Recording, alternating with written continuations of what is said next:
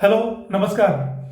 आज हम बात करेंगे जो भारतीय संविधान और राज्य व्यवस्था की जो क्लासें हमारी चल रही थी उसको आगे बढ़ाएंगे। और जो हमारा पिछला वीडियो था जो फंडामेंटल राइट को लेके और राइट टू इक्वालिटी जो समानता का अधिकार था वो पेंडिंग में रह गया था, तो आज हम उसको पूरे को कंप्लीट कर लेंगे।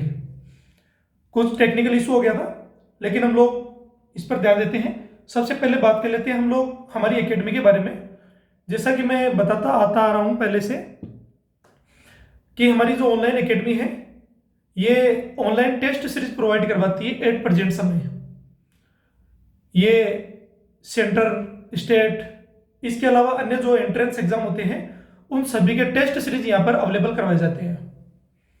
इसमें काफ़ी सारे जो टेस्ट पेपर हैं मैंने इसमें शो कर रखा था। इसके अलावा आप देखेंगे इसमें तो इसमें मैंने बता रखा था कि 85,000 प्लस जो टेस्ट पेपर है। इसके अलावा जब आप क्वेश्चंस को देखेंगे तो बहुत सारे क्वेश्चंस हैं इसमें। आप जितना चाहो उतना प्रैक्टिस कर सकते हो अपनी आवश्यकता, अपने एग्जाम ओरिएंटेड के अकॉर्डिंग। तो मैं जो कह रहा हूं कि जब भी आपको टेस्ट सीरीज के रिगार्डिंग कोई बात करनी हो तो मेरे जो नंबर दिए हुए हैं आप इन पे क्या कर सकते हैं, कॉन्टेक्ट कर सकते हैं। ये जीमेल आईडी है, जीमेल आईडी पे भी आप क्या कर सकते हैं, मैसेज कर सकते हैं। इसके अलावा फिर भी आपको कोई इशू हो तो आप मुझे कॉल भी कर सकते हैं। अगर नेसेसरी हो, आवश्यकता हो तो आप कॉल करिए, मैसेज करिए। आपको काफ़ी सारे फीचर्स मिलेंगे इसमें। हम धीरे धीरे इसमें क्या कर रहे हैं, इनोवेशंस कर रहे हैं और साथ में जो अपडेशन है वो भी लेके आ रहे हैं।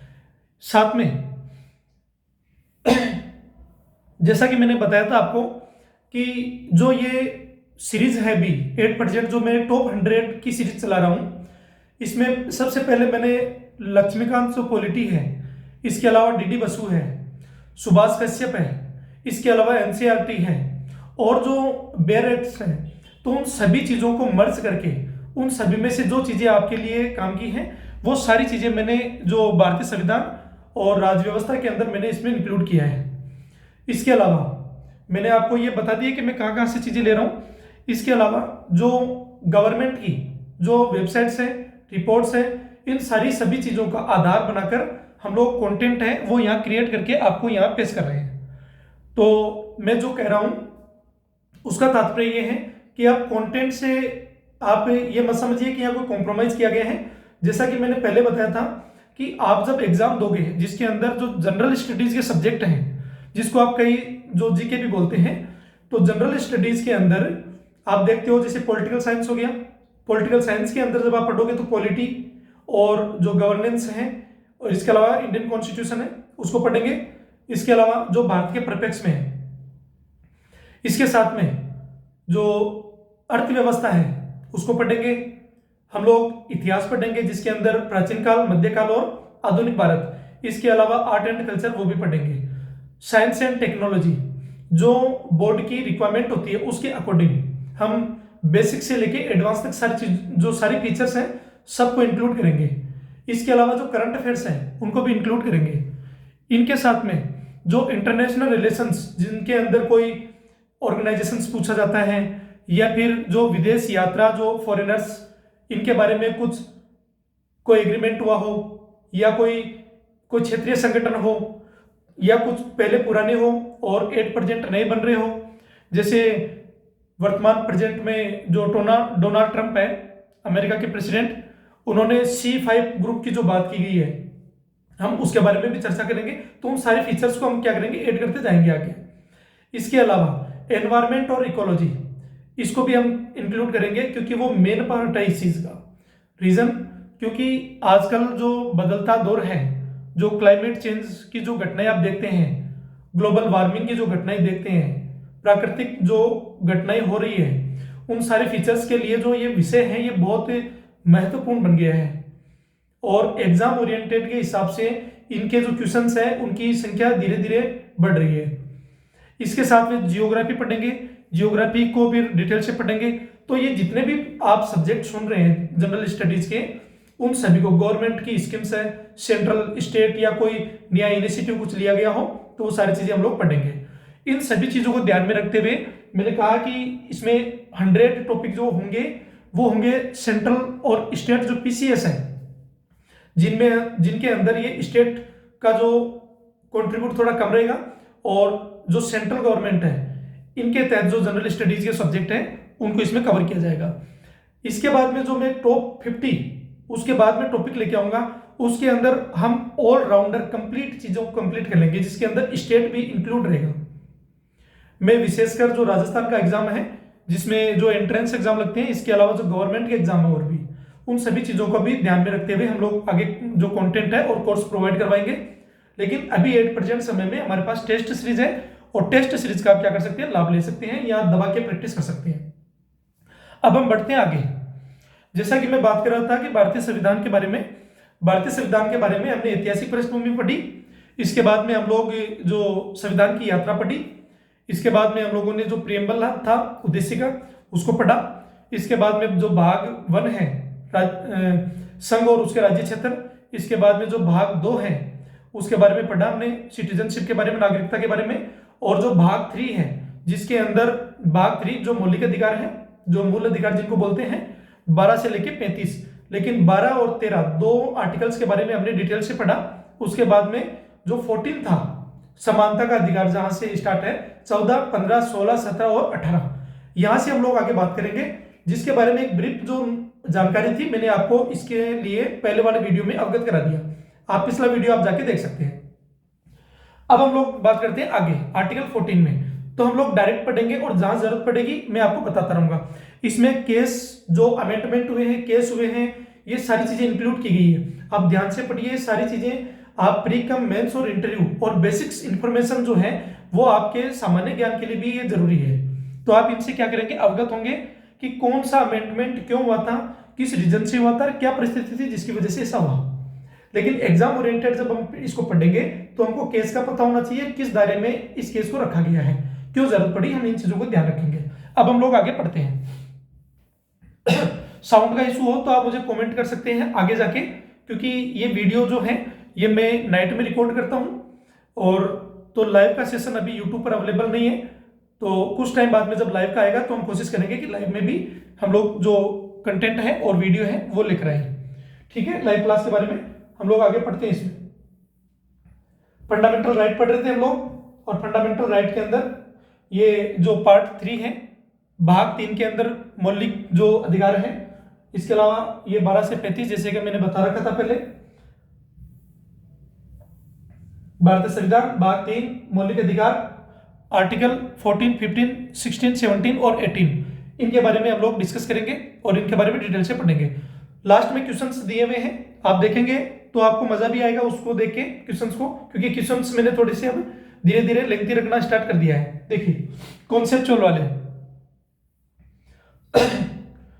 सबसे पहले मैंने इस पिक्चर के बारे में क्लियर किया था कि यहां पर जो समानता का राइट रखा गया है, और यहां पर जो इक्विटी है समता के आधार पर, मतलब समानता का जो अधिकार है वो प्रोवाइड करवाना है किसके बेसिस पे, समता के आधार पर, मतलब आवश्यकता के अनुसार जो लोगों की जरूरत है उसके अकॉर्डिंग सरकार क्या करेगी, व्यवस्था करेगी।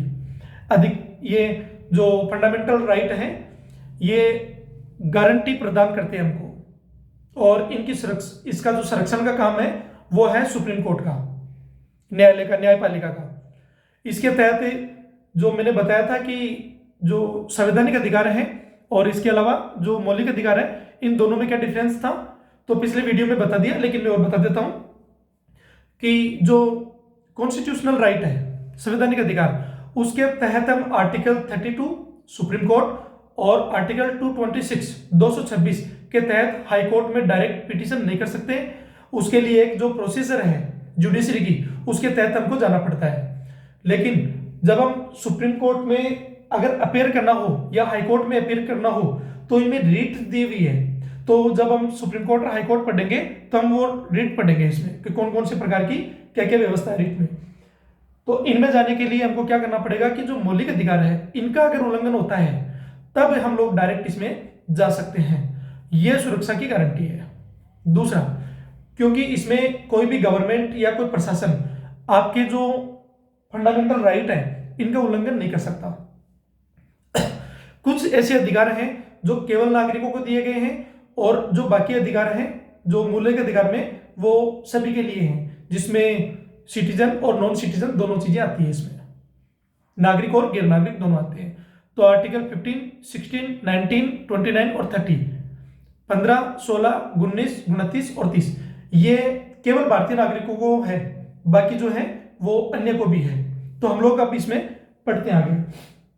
इसका बेस मैंने बता दिया कल एग्जाम्पल देके, आप आराम से इसको समझते रहिए कि इस व्यक्ति के पास अपॉर्चुनिटी कम थी, चाहे वो रीजन कुछ भी हो, चाहे इसका ऐतिहासिक जो बैकग्राउंड हो, हिस्टोरिकल जो इसका बैकग्राउंड है, हो सकता है इसकी पृष्ठभूमि है वो पॉवर्टी या फिर ऐसे एरिया से हो जो दूर दराज एरिया से, जहां पर सुविधाएं जो है वो यहाँ तक नहीं पहुंच पाई, या फिर ये ऐसे किसी समुदाय से, ऐसे किसी रिलीजन से, ऐसे किसी क्षेत्र से, ऐसे किसी पर्टिकुलर जो रेस है, नस्ल है, उससे हो सकता है कि ये ट्रांसजेंडर हो, कुछ भी हो सकता है, निबंध जो भी डिस्क्रिमिनेशन जो भी होता है वो सारी चीजें कुछ भी हो सकता है। तो इधर अगर मान लीजिए सबके सामने अगर कानून एक समान होगा तो फिर तो ये सभी के लिए एक जैसा लागू होगा, तो इनको फिर इक्वल ट्रीट अगर करेंगे तो फिर ये व्यक्ति तो वंचित रह जाएगा। तो फिर भारत का जो आधार है, ये कॉन्सेप्ट मैंने बताया था एविडेंसी का, जो कि विधि के समक्ष जो जो समानता है और विधि के समान संरक्षण, ये दो कॉन्सेप्ट है, एक ब्रिटेन का और दूसरा अमेरिका का। एक नेगेटिव है, एक पॉजिटिव है। पॉजिटिव कहता है कि जिस व्यक्ति को जितनी आवश्यकता है उसके अकॉर्डिंग क्या करना है, व्यवस्था करना है, उसके अकॉर्डिंग उसको सुविधाएं मुहैया करवानी है। जैसे स्टेट में एग्जाम्पल और दे देता हूं जैसे मैंने कल क्राइम वाला तो एग्जाम दिया था कि एक व्यक्ति है जो नाबालिग, एक बच्चा है जो नाबालिग है और एक एडल्ट है, तो दोनों में क्या गैप है, दोनों में ये गैप है कि अगर एक ही क्राइम करना हो तो एक नाबालिग है तो उसकी सजा कम होगी, उसके लिए प्रोटेक्शन और उसके लिए जो व्यवस्था वो अलग होगी, उसको बाल गृह में रखा जाएगा। इसके अलावा जो जो एडल्ट व्यक्ति है, जो समझदार है, बालिग है, तो उसने जो क्राइम किया है तो अकॉर्डिंग जो कॉन्स्टिट्यूशन और अकॉर्डिंग लॉ जो उसके लिए पनिशमेंट की व्यवस्था है, जो उसने अपराध किया है, यदि वो साबित होता है तो उसके लिए जो पनिशमेंट की व्यवस्था है वो उसके लिए अलग अलग होगी, दोनों के लिए अलग। यही चीजें जैसे वुमेन्स और जो मेल फीमेल दोनों को लेकर देखते हैं कि जो रिजर्वेशन का कोटा है ये महिलाओं को और पुरुषों को दोनों को डिफरेंट करता है। इसके अलावा जब देखते हैं कि जो वंचित लोग हैं इनको स्कॉलरशिप की व्यवस्था मिलती है, इनको इसके अलावा जो परसेंटेज है इनमें कम दायरा मिलता है, इसके अलावा उनकी पहुंच सुनिश्चित करने के लिए ऐसा किया जाता है। तो कुल मिलाकर बात यह है कि एक शब्दों में कहें तो इन लोगों को आवश्यकता थी, और इसके पीछे चाहे रीजन कुछ भी रहा हो, रीजन बहुत सारे थे जिसमें हम आगे पढ़ेंगे कि कौन कौन से हैं, तो इनके आधार पर कोई भेदभाव नहीं किया जाएगा, इक्वल ट्रीट होना चाहिए। लेकिन यहां पर ऐसा नहीं है, लेकिन यहां पर देखो इसके लिए क्या किया गया, व्यवस्था की गई। ये हमारा संविधान काम करता है कि इस व्यक्ति को एक सीढ़ी की जरूरत है, इसको डबल की, इसलिए दोनों को क्या किया गया, इक्वल अपॉर्चुनिटी यहाँ पर। अब यहाँ कॉम्पिटिशन ये इक्वल तरीके से कर पाते हैं, अगर इसको ऐसा नहीं कर पाते तो वंचित रह जाता। इसीलिए जब हम संविधान की बात करें, अधिकारों की बात करें, तो इन अधिकारों के बारे में जानना जरूरी था। अब लोग इनसे वंचित रह गए, पढ़े लिखे नहीं है, लिटरेसी रेट बहुत कम है, पॉवर्टी इंडेक्स हमारा बहुत कम है, इसके अलावा जो हमारे रिसोर्स थे वो इतने नहीं थे कि भारत के अंदर सबको रोजगार की जो व्यवस्था है वो की जाए।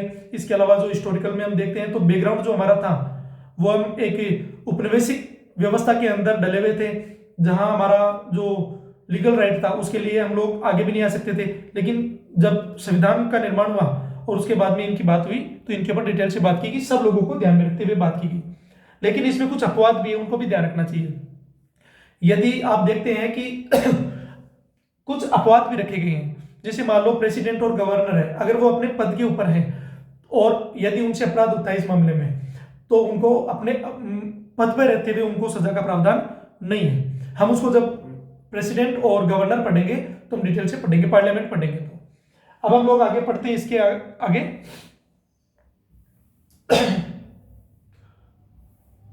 आर्टिकल 14 कानून के समक्ष समानता, जैसा कि मैंने इसके ऊपर कल बात की थी, हम लोग पढ़ते हैं इसको डायरेक्ट।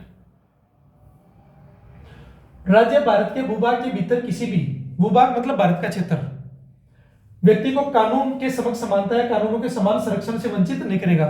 भारत के क्षेत्र के अंदर ऐसा नहीं करेगा, वो उसको इक्वल ट्रीट करेगा, ऐसा कह रहा है।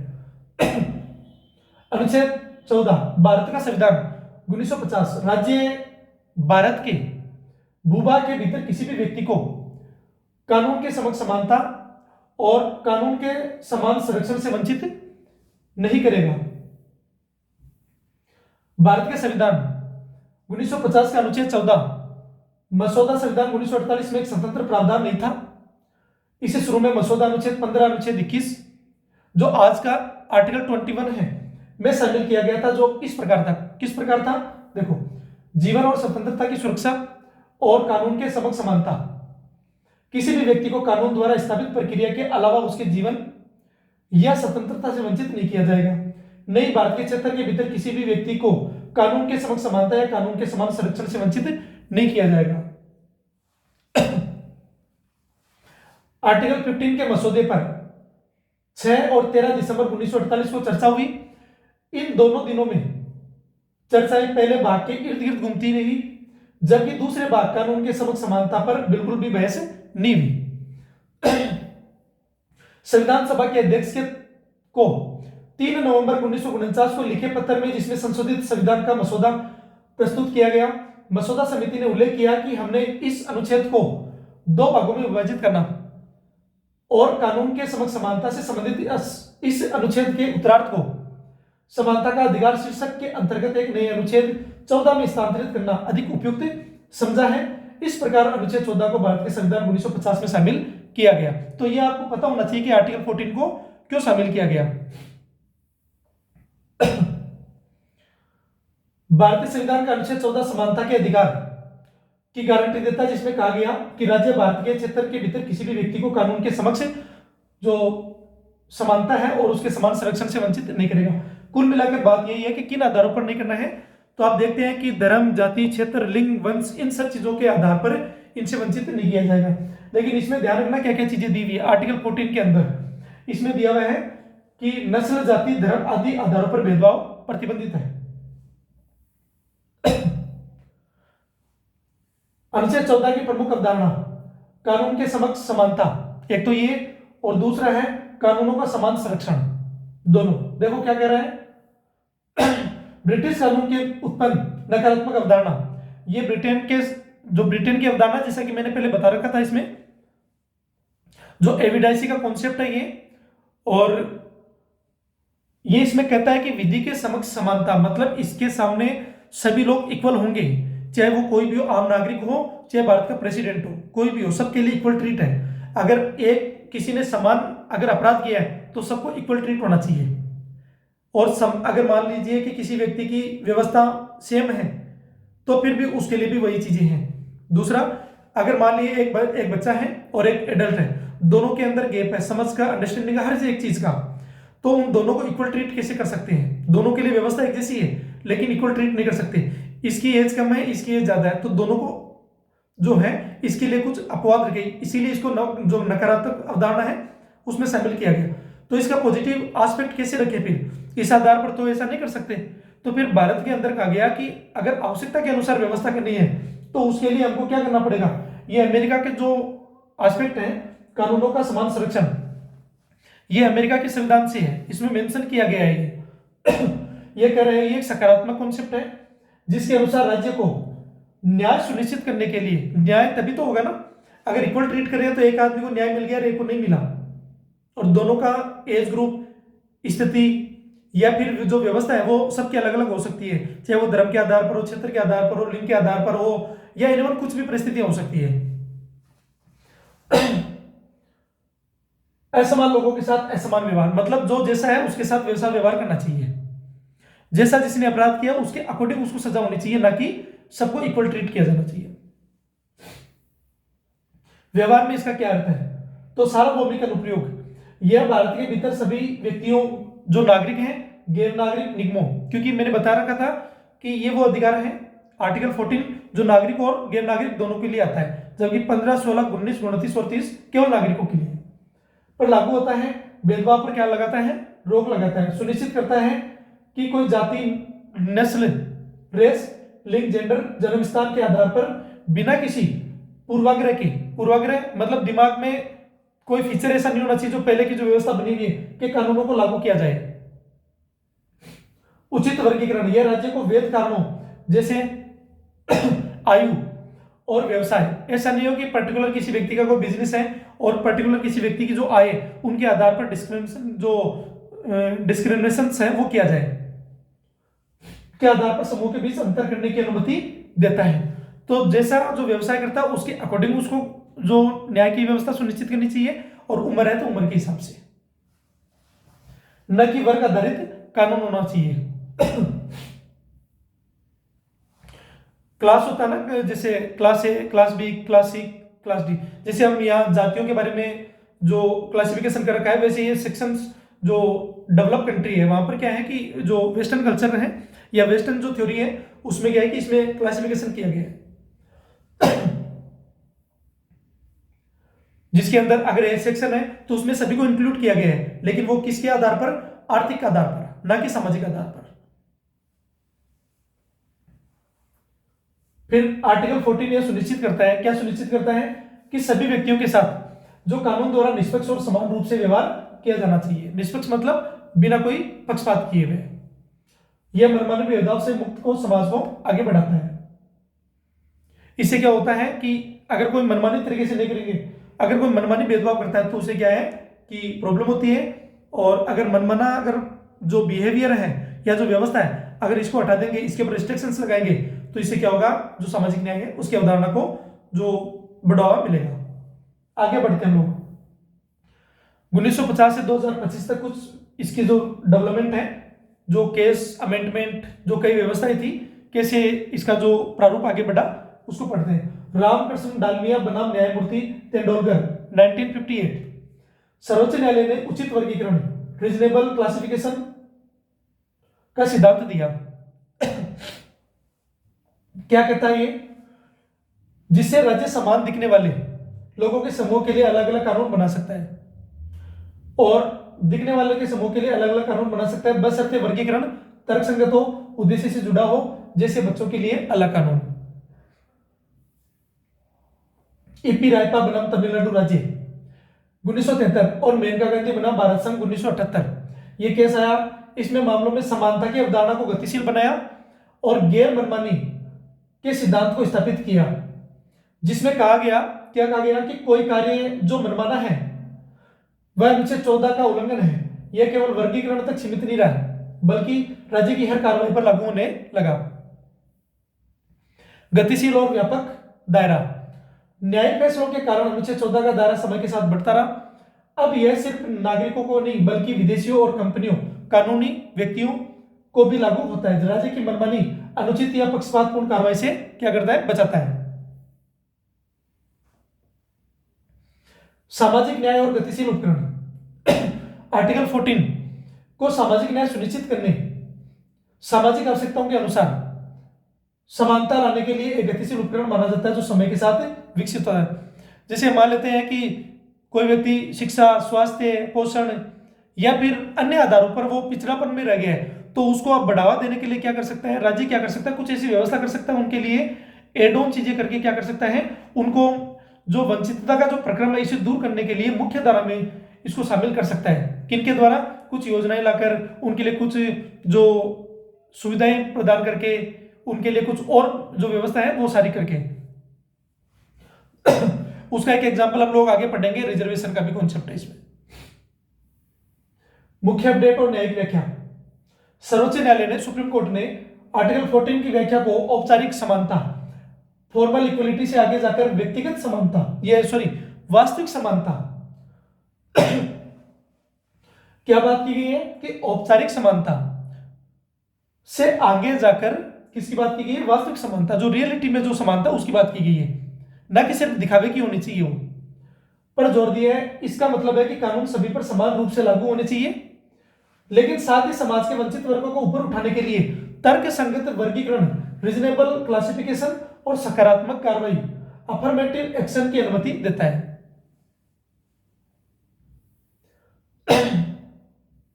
कुछ न्यायिक निर्णय है, इनको पढ़ते हैं।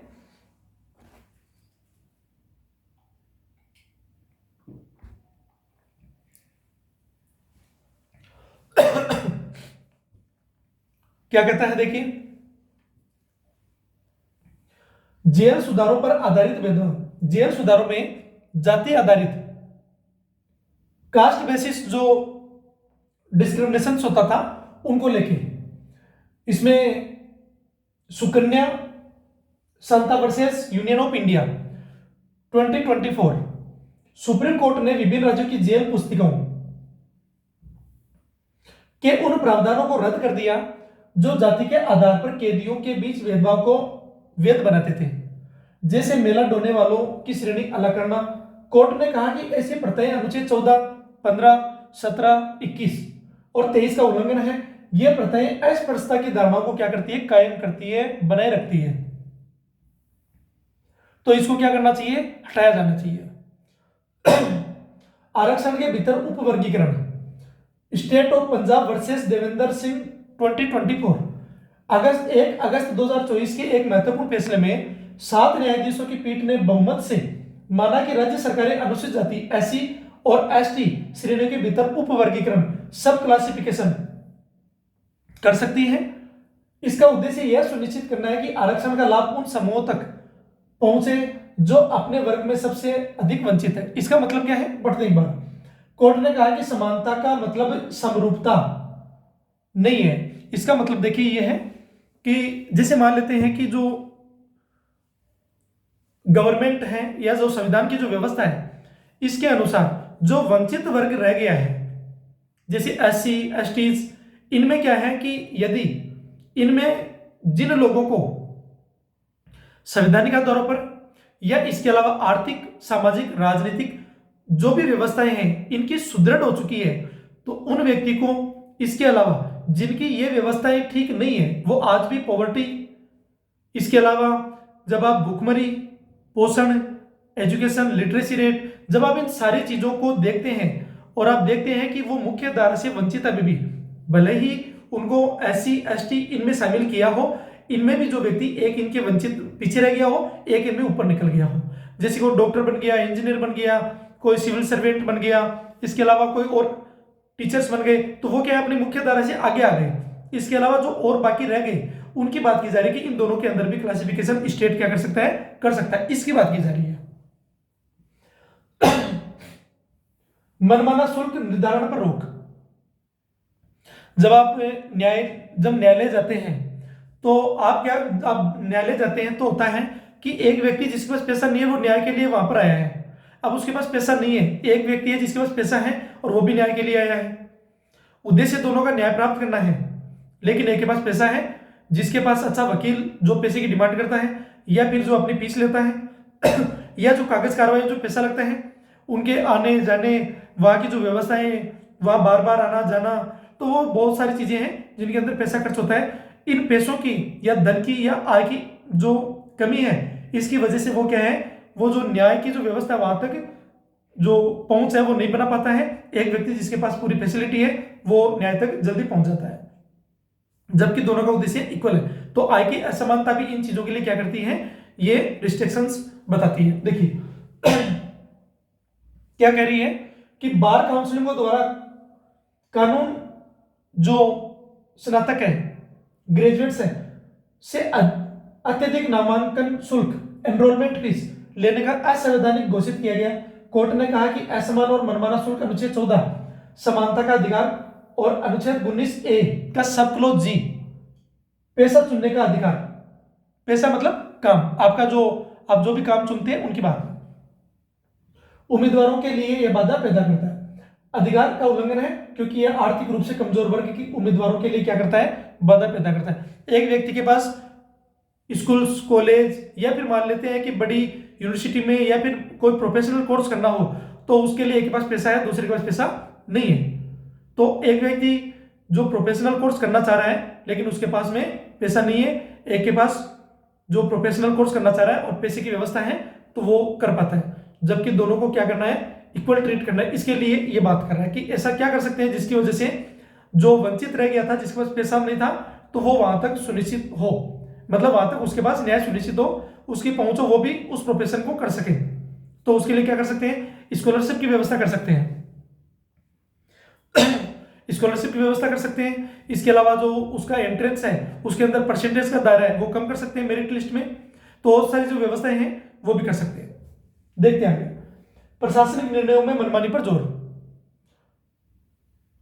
Tinku versus state of Haryana 2024 क्या कहता है ये, कोर्ट ने जोर देकर कहा कि आर्टिकल 14 नकारात्मक समानता नेगेटिव इक्वलिटी की कल्पना नहीं करता है, यानी कोई व्यक्ति अवैध कार्य के आधार पर समानता का दावा नहीं कर सकता।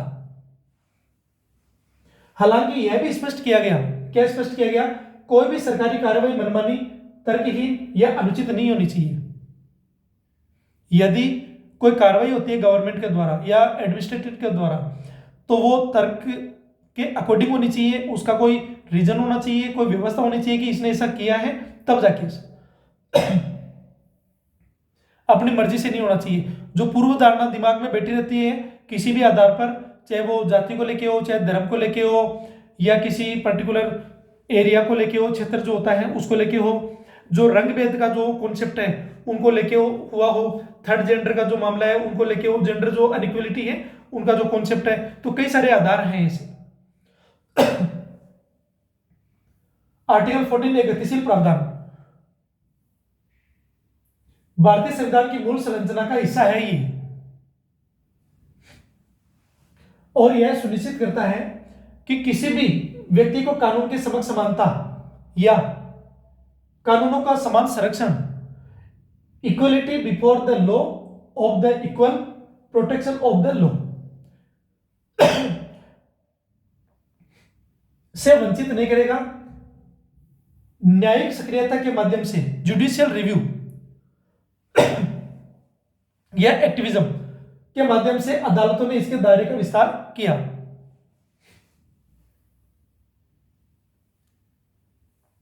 मनमानी के विरुद्ध डाल, यह सिद्धांत स्थापित किया गया कि मनमानी और समानता एक दूसरे के विरोधी हैं। आर्टिकल 14 1921 का ट्रेंगल, जो गोल्डन ट्रेंगल है, स्वर्ण त्रिभुज का, अदालतों ने 3 अनुच्छेदों को एक साथ पढ़ा, जिसका अर्थ है कि व्यक्तिगत स्वतंत्रता है उसको प्रभावित करने वाली कोई भी कानूनी प्रक्रिया निष्पक्ष, न्यायसंगत और तर्कसंगत होनी चाहिए। ये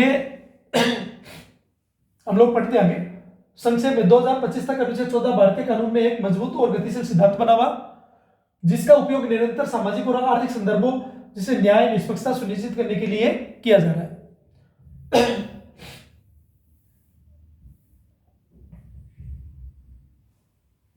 यह हमारा आर्टिकल 14 हो गया। 15 पढ़ते हैं। धर्म, जाति, नस्ल, लिंग या जन्म स्थान के आधार पर भेदभाव नहीं करना।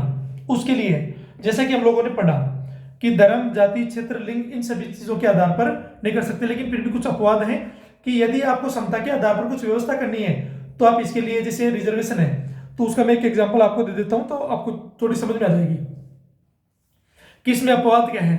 कि आप देखते हैं, मैं एक एग्जांपल देता हूं गवर्नमेंट वाला, कि गवर्नमेंट की जब एग्जाम होती है, कोई सरकारी वैकेंसी आती है और जब हम लोग यहाँ एग्जाम करवाते हैं, मैं एग्जांपल देता हूं, जैसे किसी एक स्टेट में यदि वहां पर वैकेंसी आती है तो अदर स्टेट के जो लोग हैं वो भी वहां पर क्या कर सकते हैं, फॉर्म अप्लाई कर सकते हैं। लेकिन उस व्यक्ति को, जैसे इस एक पर्टिकुलर स्टेट जिसके अंदर एग्जाम हुआ है उसमें जिस व्यक्ति को जो आरक्षण की व्यवस्था मिली है, वो व्यवस्था दूसरे स्टेट के अंदर उसी सेम जो आरक्षण था उसका, वो इस स्टेट में नहीं मिलेगी, वो वहां जनरल के अंदर ही काउंटिंग होगा।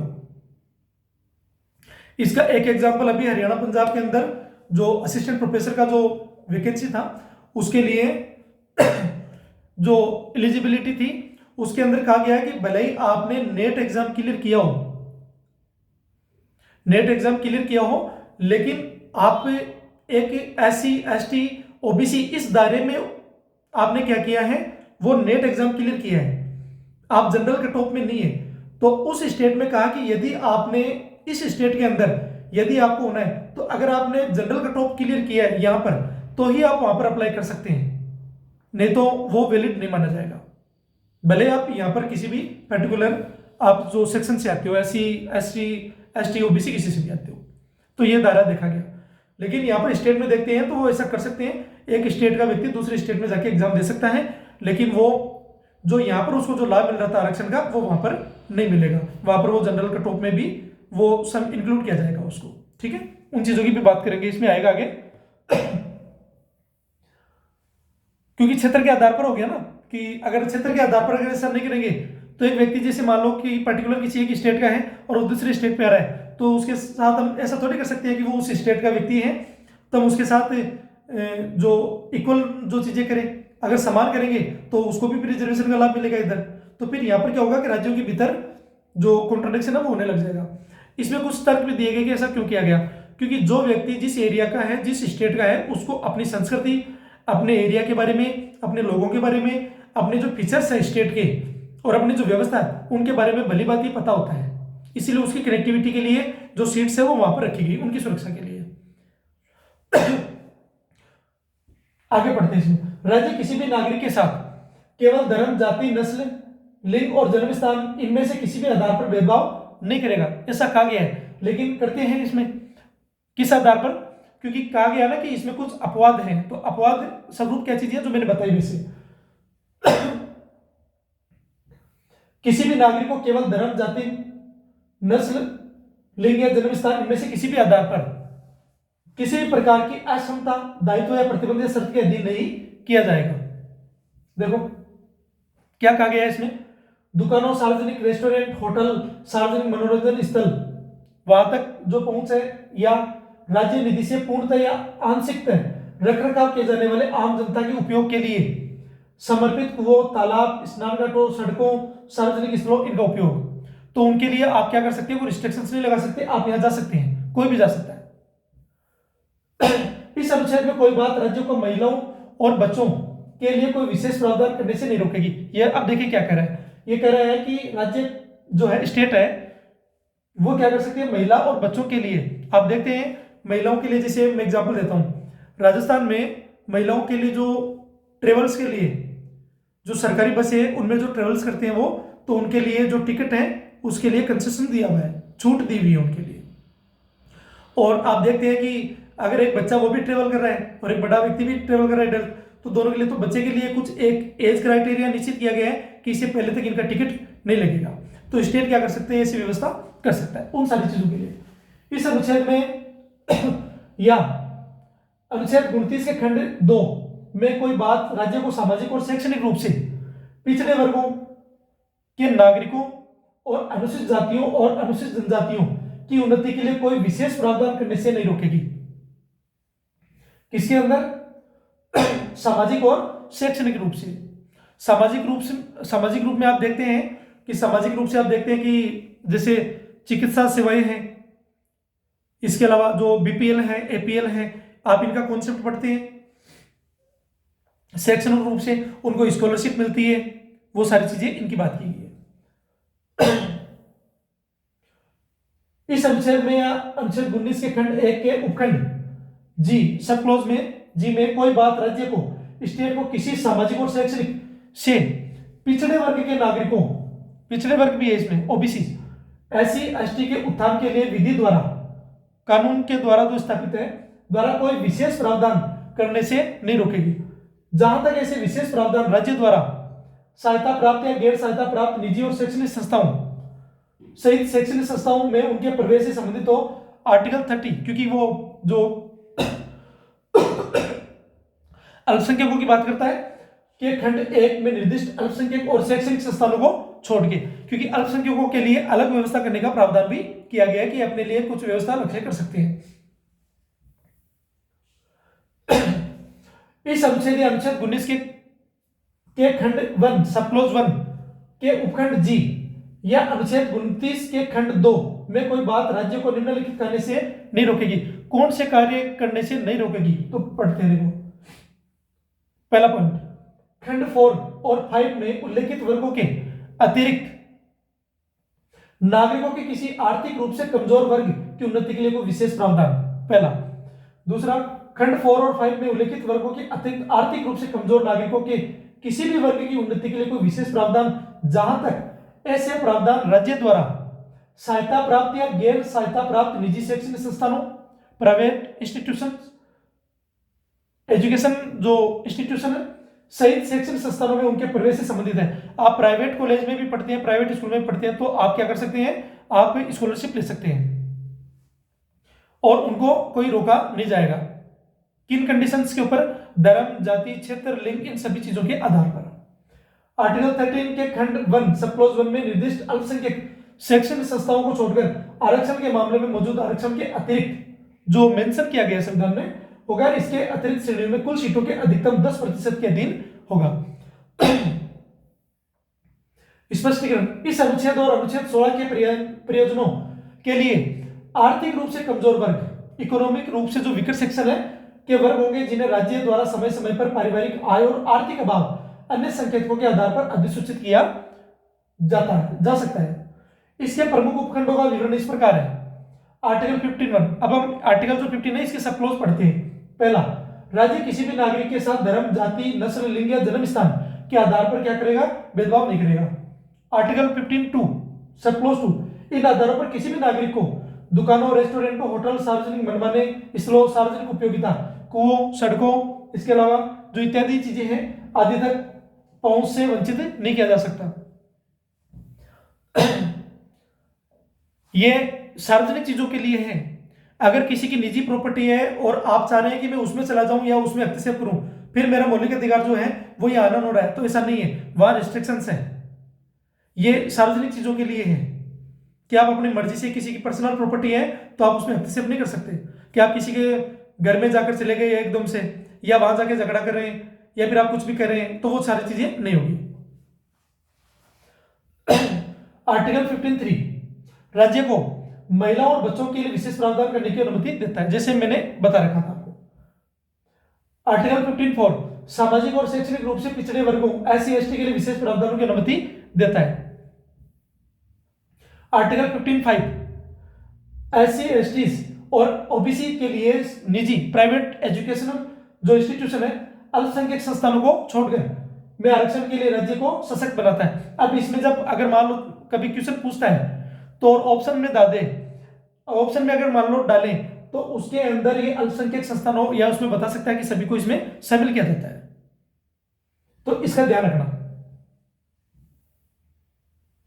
आर्टिकल 15 सब क्लॉज 6, शिक्षा और सार्वजनिक रोजगार में गवर्नमेंट जो नौकरी है उसमें EWS के लिए 10% का जो रिजर्वेशन है इसमें सुनिश्चित किया गया। संक्षेप में आर्टिकल 15 समानता की गारंटी देता है, लेकिन ऐतिहासिक असमानताओं को दूर करने के लिए, ऐतिहासिक असमानता कौन सी, जो पहले से जो लोग वंचित प्रक्रम में रह गए थे, उन सभी चीजों को ध्यान में रखते हुए, या इससे पहले जो व्यवस्थाएं थी उनको ध्यान में रखते हुए सकारात्मक कार्रवाई की अनुमति देता है। कि अगर पहले किसी के साथ में गलत हो रहा था तो आपको क्या करना है, कुछ ऐसी व्यवस्था करके उनको सही करना है। न्यायोचित व्यवस्था होनी चाहिए, सामाजिक कल्याण और सामाजिक न्याय की व्यवस्था उचित होनी चाहिए, जिसे भारत में सामाजिक न्याय के आधार जो शिला है वो बन जाता है। आर्टिकल 15 भेदभाव का निषेध, देखो क्या कह रहा है, 1950 से 2025 तक संशोधन और महत्वपूर्ण कैसे विकसित हुआ है, जिसमें प्रथम संशोधन 1951 राज्य को महिला और बच्चों और सामाजिक शैक्षणिक पिछड़े रूप से वर्गों के लिए विशेष प्रावधान बनाने की अनुमति देता है।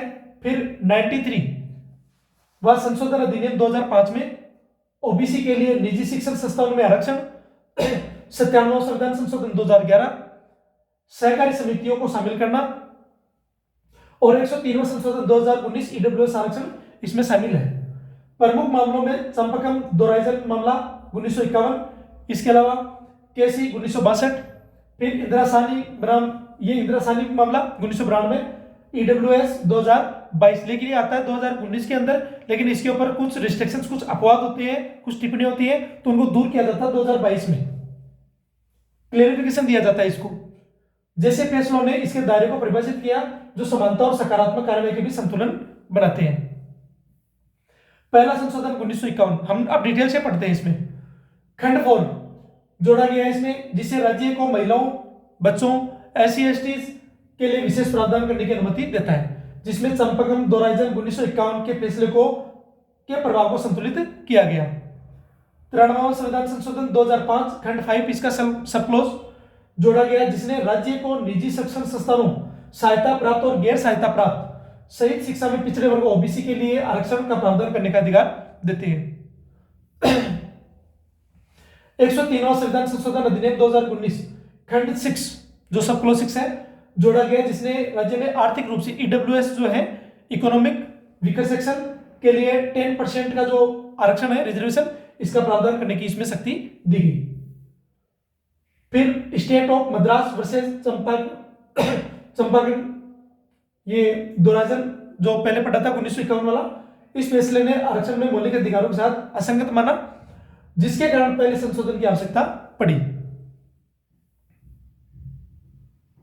चंपकम जो 2000 मामला है, इसमें इसको क्या किया गया, असंगत माना गया। इस फैसले ने आरक्षण के को मौलिक अधिकारों के साथ असंगत माना था। इसलिए state of Madras versus Shrimati Champakam 2000 1951, ये ऊपर वाला ही है जो सेम दिया हुआ है। M R Balaji versus state of Mysore 1963 1963, इसने पिछड़ेपन की अवधारणा को स्पष्ट किया। ओबीसी के लिए आरक्षण की सीमा 50% तय की, ध्यान रखना इसको, ये मामला। इंदिरा साहनी बनाम वर्सेस यूनियन ऑफ इंडिया, ये मंडल कमीशन केस 1992, मंडल केस के बारे में हम लोग डिटेल पढ़ेंगे, आगे है इसमें। इसने मंडल आयोग की सिफारिशों और ओबीसी के लिए 27% आरक्षण को बरकरार रखा, लेकिन क्रीमी लेयर को आरक्षण से बाहर रखने का आदेश दिया। क्रीमी लेयर क्या होता है? क्रीमी लेयर वो चीज होती है कि जो एक समुदाय है, उस समुदाय के अंदर एक पर्टिकुलर जो व्यक्ति है या जो नागरिक है, उसकी जो आय की सीमा है, उसके पास जो सुविधाएं हैं, वो एक दायरे में इतनी है कि वो वंचितता के प्रक्रम में शामिल नहीं होता है। मतलब वो अपनी आम जरूरतें और अपनी जीवन शैली को बेहतर तरीके से जी सकता है वो। तो उसमें कुछ दायरा रखा गया कि आप इतनी आपकी इनकम होनी चाहिए। वो इस ग्रेड में, अगर वो ए ग्रेड के अंदर इस सेक्शन में अगर मान लो कि वो सरकारी जॉब में है, तो उसको इस दायरे में नहीं रखा जाएगा, उससे बाहर चलेगा, क्योंकि वो वंचितता के जो प्रक्रम है, जो पिछड़ेपन की धारणा है, उससे बाहर निकल गए, वो पिछड़ापन नहीं माना गया उसको। तो जो पिछड़ापन नहीं है उसको किसमें किया गया? जो क्रीमी लेयर है इसमें रखा गया कि जो मक्खन वाले हैं वो ऊपर रहेंगे, जो बाकी रहेंगे वो नीचे रहेंगे, उनको ओबीसी का जो कोटा है वो मिलेगा। पढ़ते हैं इसमें, जब इसको पढ़ेंगे तो और डिटेल से पढ़ेंगे आगे। TMA 5 foundation versus state of Karnataka 2002, इसने शिक्षण संस्थानों में अल्पसंख्यकों के अधिकारों और राज्य के आरक्षण के अधिकार के बीच संतुलन स्थापित किया। Paramavati educational and cultural trust versus Union of India 2014 क्या कहता है? इसने 93वें संविधान के तहत किए निजी शिक्षण संस्थानों में ओबीसी आरक्षण को बरकरार रखा। Justice KS. Puttaswamy versus Union of India 2017, निजता के अधिकार पर हालांकि सीधे अनुच्छेद 15 पर नहीं, लेकिन इसने मौलिक अधिकारों के व्यापक दायरे को प्रभावित किया।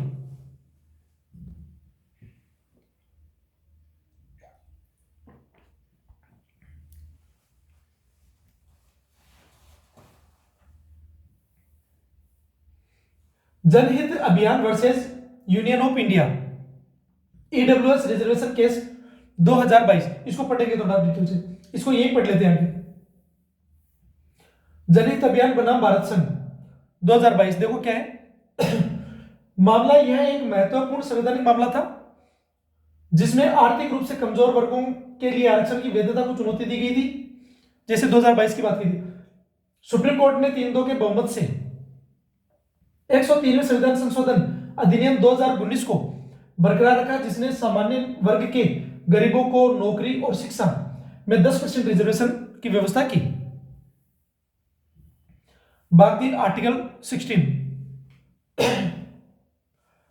इसको पढ़ते हैं हम। सार्वजनिक रोजगार के मामले में अवसर की समानता, इसमें कहा गया कि राज्य के अधीन किसी पद पर रोजगार पर नियुक्तियों से संबंधित मामलों में सभी नागरिकों के लिए समान अवसर। अब जैसे मैंने वो स्टेट वाला जो दिया था उसकी बात की जा रही है। किसी भी नागरिक को केवल धर्म, जाति, नस्ल, लिंग या वंश या जन्म आधार पर निवास या इनमें से किसी भी आधार पर राज्य के अधीन किसी रोजगार या पद के लिए अपात्र नहीं ठहराया जाएगा, उनके साथ भेदभाव नहीं किया जाएगा। कुल मिलाकर बात यह है, इस अनुच्छेद में कोई बात संसद को किसी राज्य, केंद्र शासित प्रदेशों की सरकार या उसके भीतर किसी भी स्थानीय अन्य प्राधिकरणों के अधीन किसी पद पर रोजगार या नियुक्ति के किसी वर्ग या वर्गों के संबंध में ऐसे रोजगार या नियुक्ति से संबंधित पहले उस राज्य या केंद्र शासित प्रदेश में निवास के संबंध में कोई आवश्यकता निर्धारित करने वाला कानून बनाने से नहीं रोकेगी। क्या कह रहा है? इस अनुच्छेद में कोई बात राज्य को किसी पिछड़े वर्ग के नागरिकों के पक्ष में नियुक्तियों या पदों के आरक्षण के लिए कोई प्रावधान करने से नहीं रोकेगी। जो राज्य की राय या राज्य के अधीन सेवाओं में पर्याप्त रूप से प्रतिनिधित्व नहीं करते। इसका मतलब है कि कोई ऐसा वर्ग जो राज्य की जो सेवाएं हैं उनमें उनका जो प्रतिनिधित्व है वो बहुत कम है, तो अगर उनके प्रतिनिधित्व को बाकी के जो समुदाय हैं उनके इक्वल अगर उनको लाना हो तो उनके लिए वो क्या कर सकती है, राज्य क्या कर सकती है, ऐसी व्यवस्था कर सकती है, कुछ ऐसे प्रावधान कर सकती है। हो सकता है जैसे प्रमोशन का मामला हो सकता है परसेंटेज का मामला हो, या कुछ और दायरा उनके लिए तय किया गया हो। इस अनुच्छेद में कोई बात राज्य को राज्य के अधीन सेवाओं में अनुसूचित जाति या एसटीज के पक्ष में पदोन्नति के मामलों में आरक्षण और परिणाम स्वरूप वरिष्ठता जो सीनियरिटी है के लिए कोई प्रावधान करने से नहीं रोकेगी, जो राज्य की राय में राज्य के अधीन सेवाओं में पर्याप्त रूप से प्रतिनिधित्व नहीं करते। इस अनुच्छेद में कोई बात राज्य को किसी वर्ग की रिक्तियों पर विचार करने से नहीं रोकेगी, जो उस वर्ग के खंड 4 और खंड 4 के अधीन किए गए आरक्षण के किसी प्रावधान के अनुसार भरी जानी है। उन्हें किसी अन्य वर्ष या वर्षों के भरी जाने वाली रिक्तियों के एक अलग वर्ग के रूप में माना जाए, और ऐसे रिक्तियों के वर्ग को उस वर्ग की रिक्तियों के साथ नहीं माना जाएगा जिसमें उन्हें भरा जा रहा है। उस वर्ष की कुल रिक्तियों पर 50% आरक्षण की अधिकतम सीमा निर्धारित करने के लिए। मैं आपको बता देता हूं क्या कह रहा है। इनका कहना है कि अगर मान लेते हैं कि टोटल जो वैकेंसी आती है और वो पद अगर किसी एक वर्ग जो पिछड़ेपन में है, SC ST OBC में, यदि वो उनकी वैकेंसी, मैं मान के चलता हूं कि 1000 वैकेंसी, में एक एग्जांपल दे देता हूं, 1000 वैकेंसी है, 1000 वैकेंसी में जो 100 वैकेंसी है, 100 वैकेंसी है वो ST के लिए है, या 100 जो है वो SC के लिए है। अगर मान लेते हैं कि टोटल लोग फॉर्म अप्लाई करते हैं, एग्जाम देते हैं, उसके बावजूद भी यदि 60% सीटें उसमें फिल हो जाती है, भर जाती है, और 40% सीटें अभी भी खाली रह जाती है, मतलब जो मेरिट डिसाइड की गई थी बोर्ड द्वारा उसको वो फुलफिल नहीं कर पा रहे हैं, तो 40% जो सीट है वो खाली रह गई, तो उसके लिए कहा गया कि इनको खत्म नहीं किया जाना चाहिए। जो 40% सीटें हैं उनको नेक्स्ट वैकेंसी जो आती है उसके अंदर ऐड कर देना चाहिए उसमें, ये मतलब है इसका। अब पढ़ते हैं मैंने समझा दिया, इसमें वही चीजें हैं।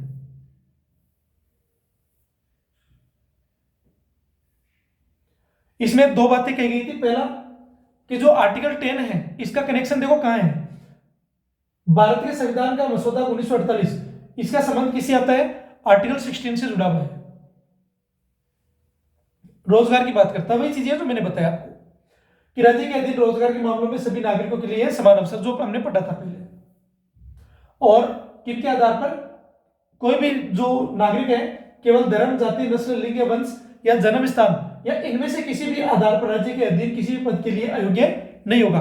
सबको जो है राइट है, सभी इसमें शामिल हो सकते हैं, लेकिन उसके लिए जो निर्धारित योग्यता है, दूसरा उसके लिए जो क्राइटेरिया है, जो मेरिट है, वो उसको करनी पड़ेगी, एग्जाम देना पड़ेगा और मेरिट में आना पड़ेगा, लेकिन एग्जाम देने से उनको रोका नहीं जाएगा, ऐसा है।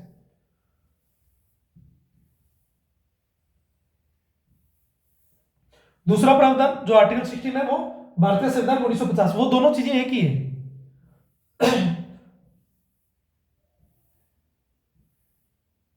हम इसका कंक्लूजन पढ़ लेते हैं लास्ट में, ये ज्यादा बेटर रहेगा कि अनुच्छेद 10, अनुच्छेद 16 जो आज का है कि मसौदे पर 30 नवंबर 1948 को बहस हुई। इसमें सभी सरकारी नौकरियों के समान अवसर का प्रावधान था। इसमें कहा गया था कि सरकारी नौकरी के किसी भी नागरिक के लिए किसी भी नागरिक के साथ धर्म, जाति, नस्ल, लिंग या वंश या जन्म स्थान या निवास स्थान के आधार पर भेदभाव नहीं किया जा सकता। इसने राज्यों को किसी भी पिछड़े वर्ग के नागरिकों के लिए सार्वजनिक नौकरियों में आरक्षण करने की अनुमति भी दी।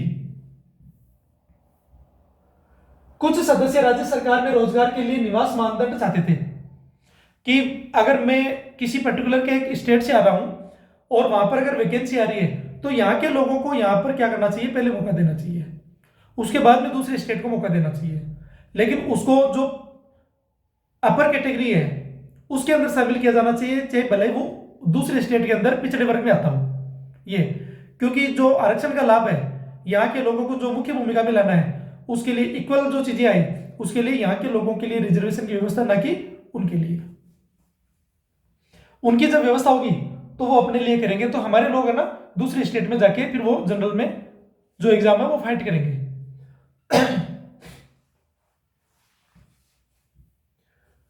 जबकि अन्य ऐसे किसी भी प्रतिबंध के पक्ष में नहीं थे। निवास मानदंड के पक्ष में तर्क यह था कि कुछ मामलों में केवल उस राज्य के मूल निवासी ही राज्य सरकार के अधिकारी के रूप में अपने कर्तव्यों का कुशलतापूर्वक निर्वहन कर सकते हैं। इन तर्कों के जवाब में संविधान में निहित सामान्य नागरिकता के विचार का हवाला दिया गया और जिसे निवास मानदंड से कमजोर किया जा सकता था। विधानसभा में बहस हुई इसके ऊपर कि सार्वजनिक रोजगार में आरक्षण रखने के संबंध में तीन मुख्य दृष्टिकोण सामने आए। पहला क्या था, सभी नागरिकों के लिए समान अवसर होने चाहिए, अर्थात किसी विशेष पद के लिए योग्य प्रत्येक व्यक्ति को उस पद के लिए आवेदन करने, परीक्षा में बैठने और अपनी योग्यता का परीक्षण करने का पूरा अधिकार होना चाहिए। इस सिद्धांत पर कोई प्रतिबंध नहीं होना चाहिए। मतलब यह है कि यदि कोई योग्यता रखता है एग्जाम पास करने का तो वो किसी भी स्टेट में जाके एग्जाम दे सकता है। दूसरा मत था कि समानता का सिद्धांत लागू होना चाहिए, लेकिन किसी भी वर्ग या समुदाय के लिए कोई आरक्षण नहीं होना चाहिए। सभी योग्य नागरिकों को सार्वजनिक सेवाओं के लिए समान अवसर मिलना चाहिए।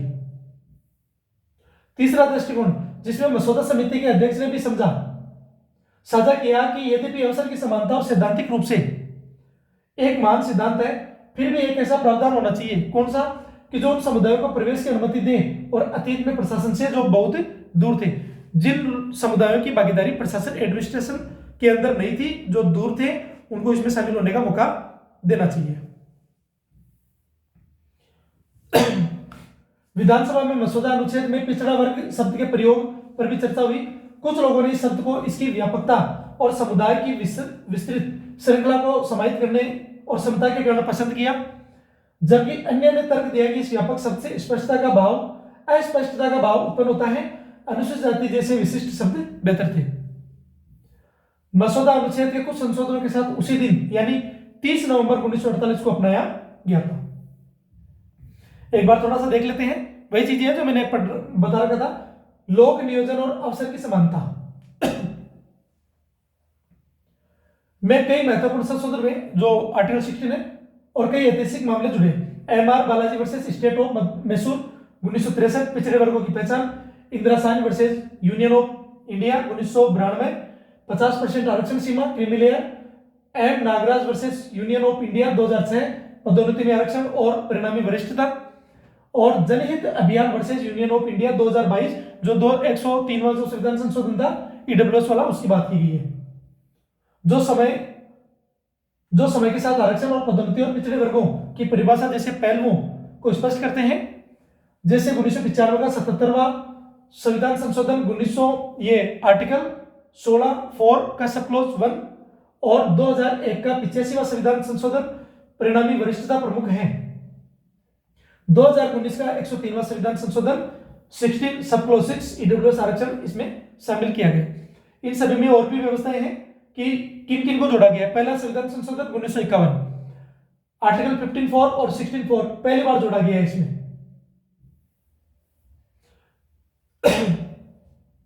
हमने पढ़ लिया आगे कि वो किस लिए हुआ था, ये देखो सारा। इंदिरा साहनीवाल versus ORS versus Union of India 1992, Mandal आयोग, इसके बारे में हम लोग डिटेल से पढ़ेंगे अभी।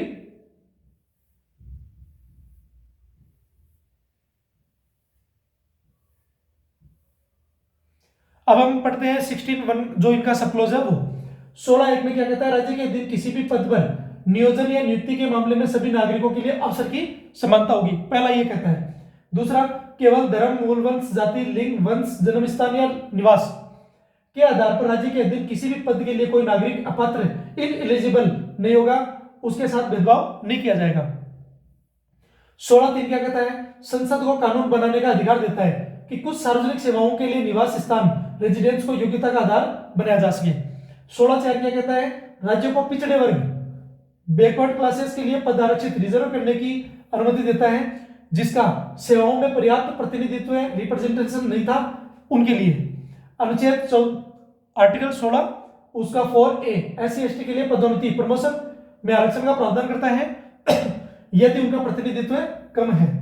अनुच्छेद 14 ये 16 इसका सब क्लोज 4B 50% आरक्षण की जो सीमा है इसका उल्लंघन किए बिना रिक्त पदों को अगले वर्ष के लिए आगे बढ़ाना कैरी फॉरवर्ड की अनुमति देता है।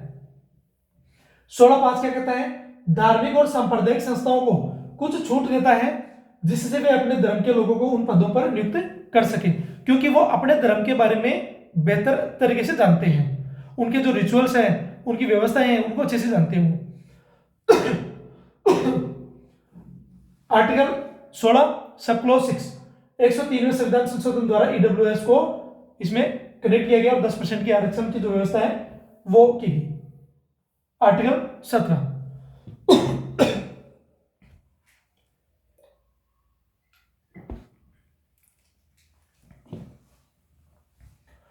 अस्पृश्यता का उन्मूलन, अनटचेबिलिटी। छुआछूत की जो व्यवस्था है वो आप देखते आ रहे हैं, सदियों से इतिहास पढ़ते हैं हम लोग, ऐतिहासिक आप कहीं पर भी पढ़ सकते हैं इन चीजों को, कि ऐसा नहीं है कि ये व्यवस्था आज भी नहीं है। ये जो घटनाएं हैं वो आज भी देखने को मिलती है।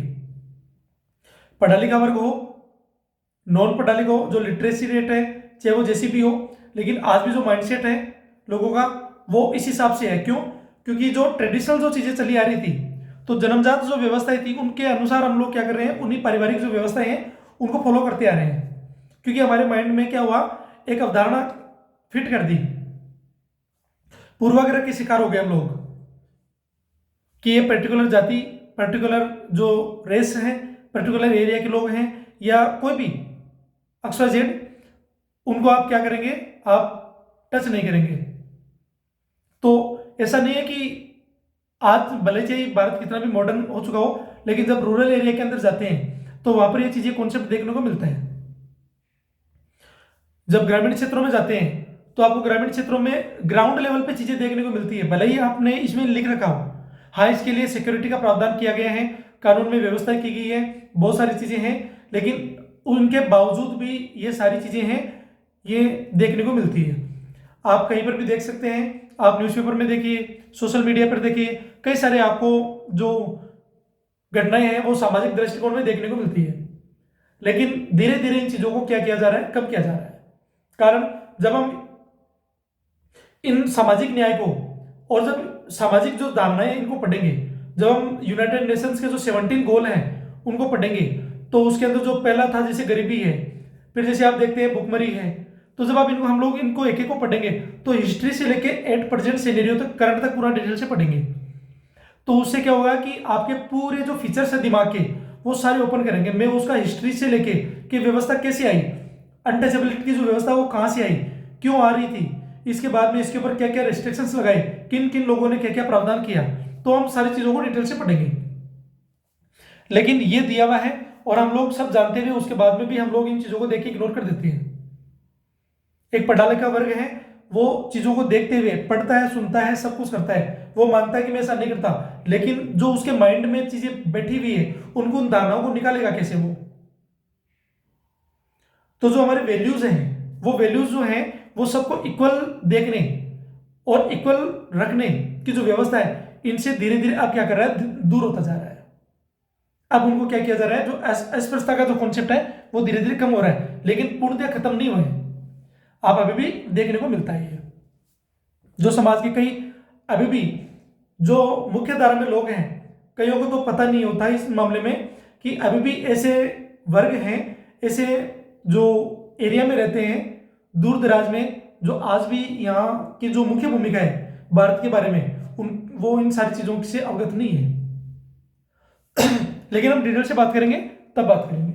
अभी पढ़ते हैं इसमें अस्पृश्यता का उन्मूलन क्या कर रहा है ये, किसी भी रूप में इसका अभ्यास निषिद्ध है।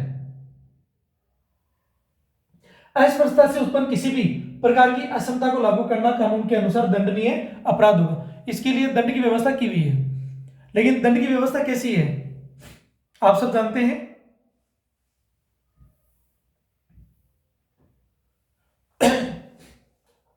आर्टिकल 17, भारत का संविधान 1950, अस्पृश्यता का उन्मूलन किया जाता है और किसी भी रूप में इसका अभ्यास निषिद्ध है। क्योंकि इसका सबसे बड़ा एग्जाम्पल जो आज सोसाइटी के अंदर पूरे नेशन में जो बना हुआ है, आप केवल भारत की बात नहीं है, आप कहीं पर भी देख लीजिए, जब आप देखोगे तो अमेरिका के कॉन्स्टिट्यूशन में भी देखोगे, और अमेरिका का जब इतिहास और अमेरिकन जो क्रांति हुई थी, इसके अलावा जब आप देखते हैं, आप अफ्रीका को पढ़ते हैं, साउथ अफ्रीका को, इसके अलावा भारत का कॉन्सेप्ट आप कहीं मत देखिए, भारत को देख लीजिए, जो ऐतिहासिक दृष्टिकोण से देखते हैं, तो इसका सबसे बड़ा जो एग्जाम्पल देखने को मिलता है जो डॉक्टर BR अम्बेडकर हैं, इनके द्वारा। इनकी कई सारी जब बुक्स पढ़ेंगे तो हम लोग उसमें चर्चा करेंगे, डिटेल से आएगी वो सारी चीजें कि उन्होंने इसमें क्यों मेंशन करवाया इसको। जब भारतीय लोग औपनिवेशिक दशा में थे, यहाँ अंग्रेजों के गुलाम थे, तब वो भारतीयों को अनटचेबल मानते थे, भले वो किसी भी कास्ट का हो, वो किसी भी नस्ल का हो, कोई भी हो, उनके लिए हमने ये चीजें देखी।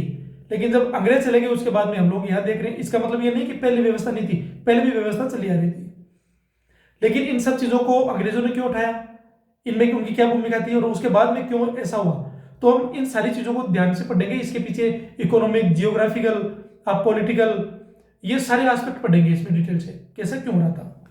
आप पढ़ते हैं इसमें आगे। थोड़ा जानने की जरूरत है, इसमें भागने की जरूरत नहीं है, समझने की जरूरत है कि अगर किसी एक पर्टिकुलर व्यक्ति को अगर आप अनटचेबल मान रहे हैं, तो आप सोचिए इस चीज के लिए, इसका जो एक कॉन्सेप्ट है, आप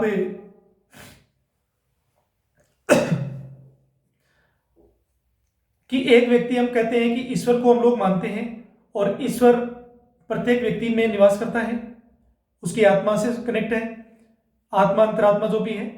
तो आप देखते हैं कि अगर ईश्वर का जो आधार है वो अगर एक व्यक्ति के अंदर है पहले से, तो वो व्यक्ति फिर अनटचेबल कैसे हो सकता है।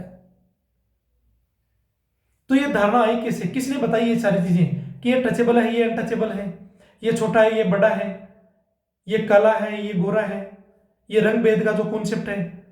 इसके अलावा जो जितने भी डिस्क्रिमिनेशंस हैं, इन सभी के आधार ये एक्टिव कहां से हुए, किसी दूसरे ने तो आके नहीं बताया हमको, तो ये सारी चीजें आई कहां से। इन चीजों को डॉक्यूमेंट्स में या किताबों में पढ़ने से और इनकी बात करने के अलावा जिस व्यक्ति के साथ ऐसा होता है उसके साथ कितना ह्यूमैनिटी, अमानवीय व्यवहार होता होगा, सोचिए इस चीज के लिए। उस चीज को जब आप फील करोगे तब आप जो सामाजिक अन्याय का जो कॉन्सेप्ट है वो पढ़ोगे, तब आपको पता चलेगा कि इनके लिए जो सामाजिक न्याय की व्यवस्था है वो क्यों की गई। एक व्यक्ति चाहे वो पर्टिकुलर कुछ भी हो, लेकिन फिर भी पढ़ा लिखा है, लेकिन उसके बावजूद भी उसको जो एक धारणा बनी हुई है अनटचेबल वाली, वहां उसको रिस्ट्रिक्शंस लगाते हैं। आप ट्रांसजेंडर वाले मामले में देख सकते हैं, समाज की मुख्य धारा में उनको कनेक्ट नहीं किया जाता, समाज के अंदर शर्म आती है हमको, इस मामले में हमको शर्म आती है कि वो पर्टिकुलर एक दूसरा जेंडर है, इसलिए हम उसके साथ दोस्ती, व्यवहार या फिर सामाजिक जुड़ाव इसके साथ नहीं कर सकते। तो हमको क्या करना है कि इन सारी चीजों से ऊपर उठना है और आगे भी ये मैसेज देना है। अब इसके लिए अगर कोई करता है ऐसा कुछ, तो उसके लिए कुछ जो दंड का प्रावधान है वो किया गया और कई रिस्ट्रिक्शंस लगाए कि ऐसा मानवीय व्यवहार जो है वो सही हो, अमानवीय व्यवहार नहीं हो। देखिए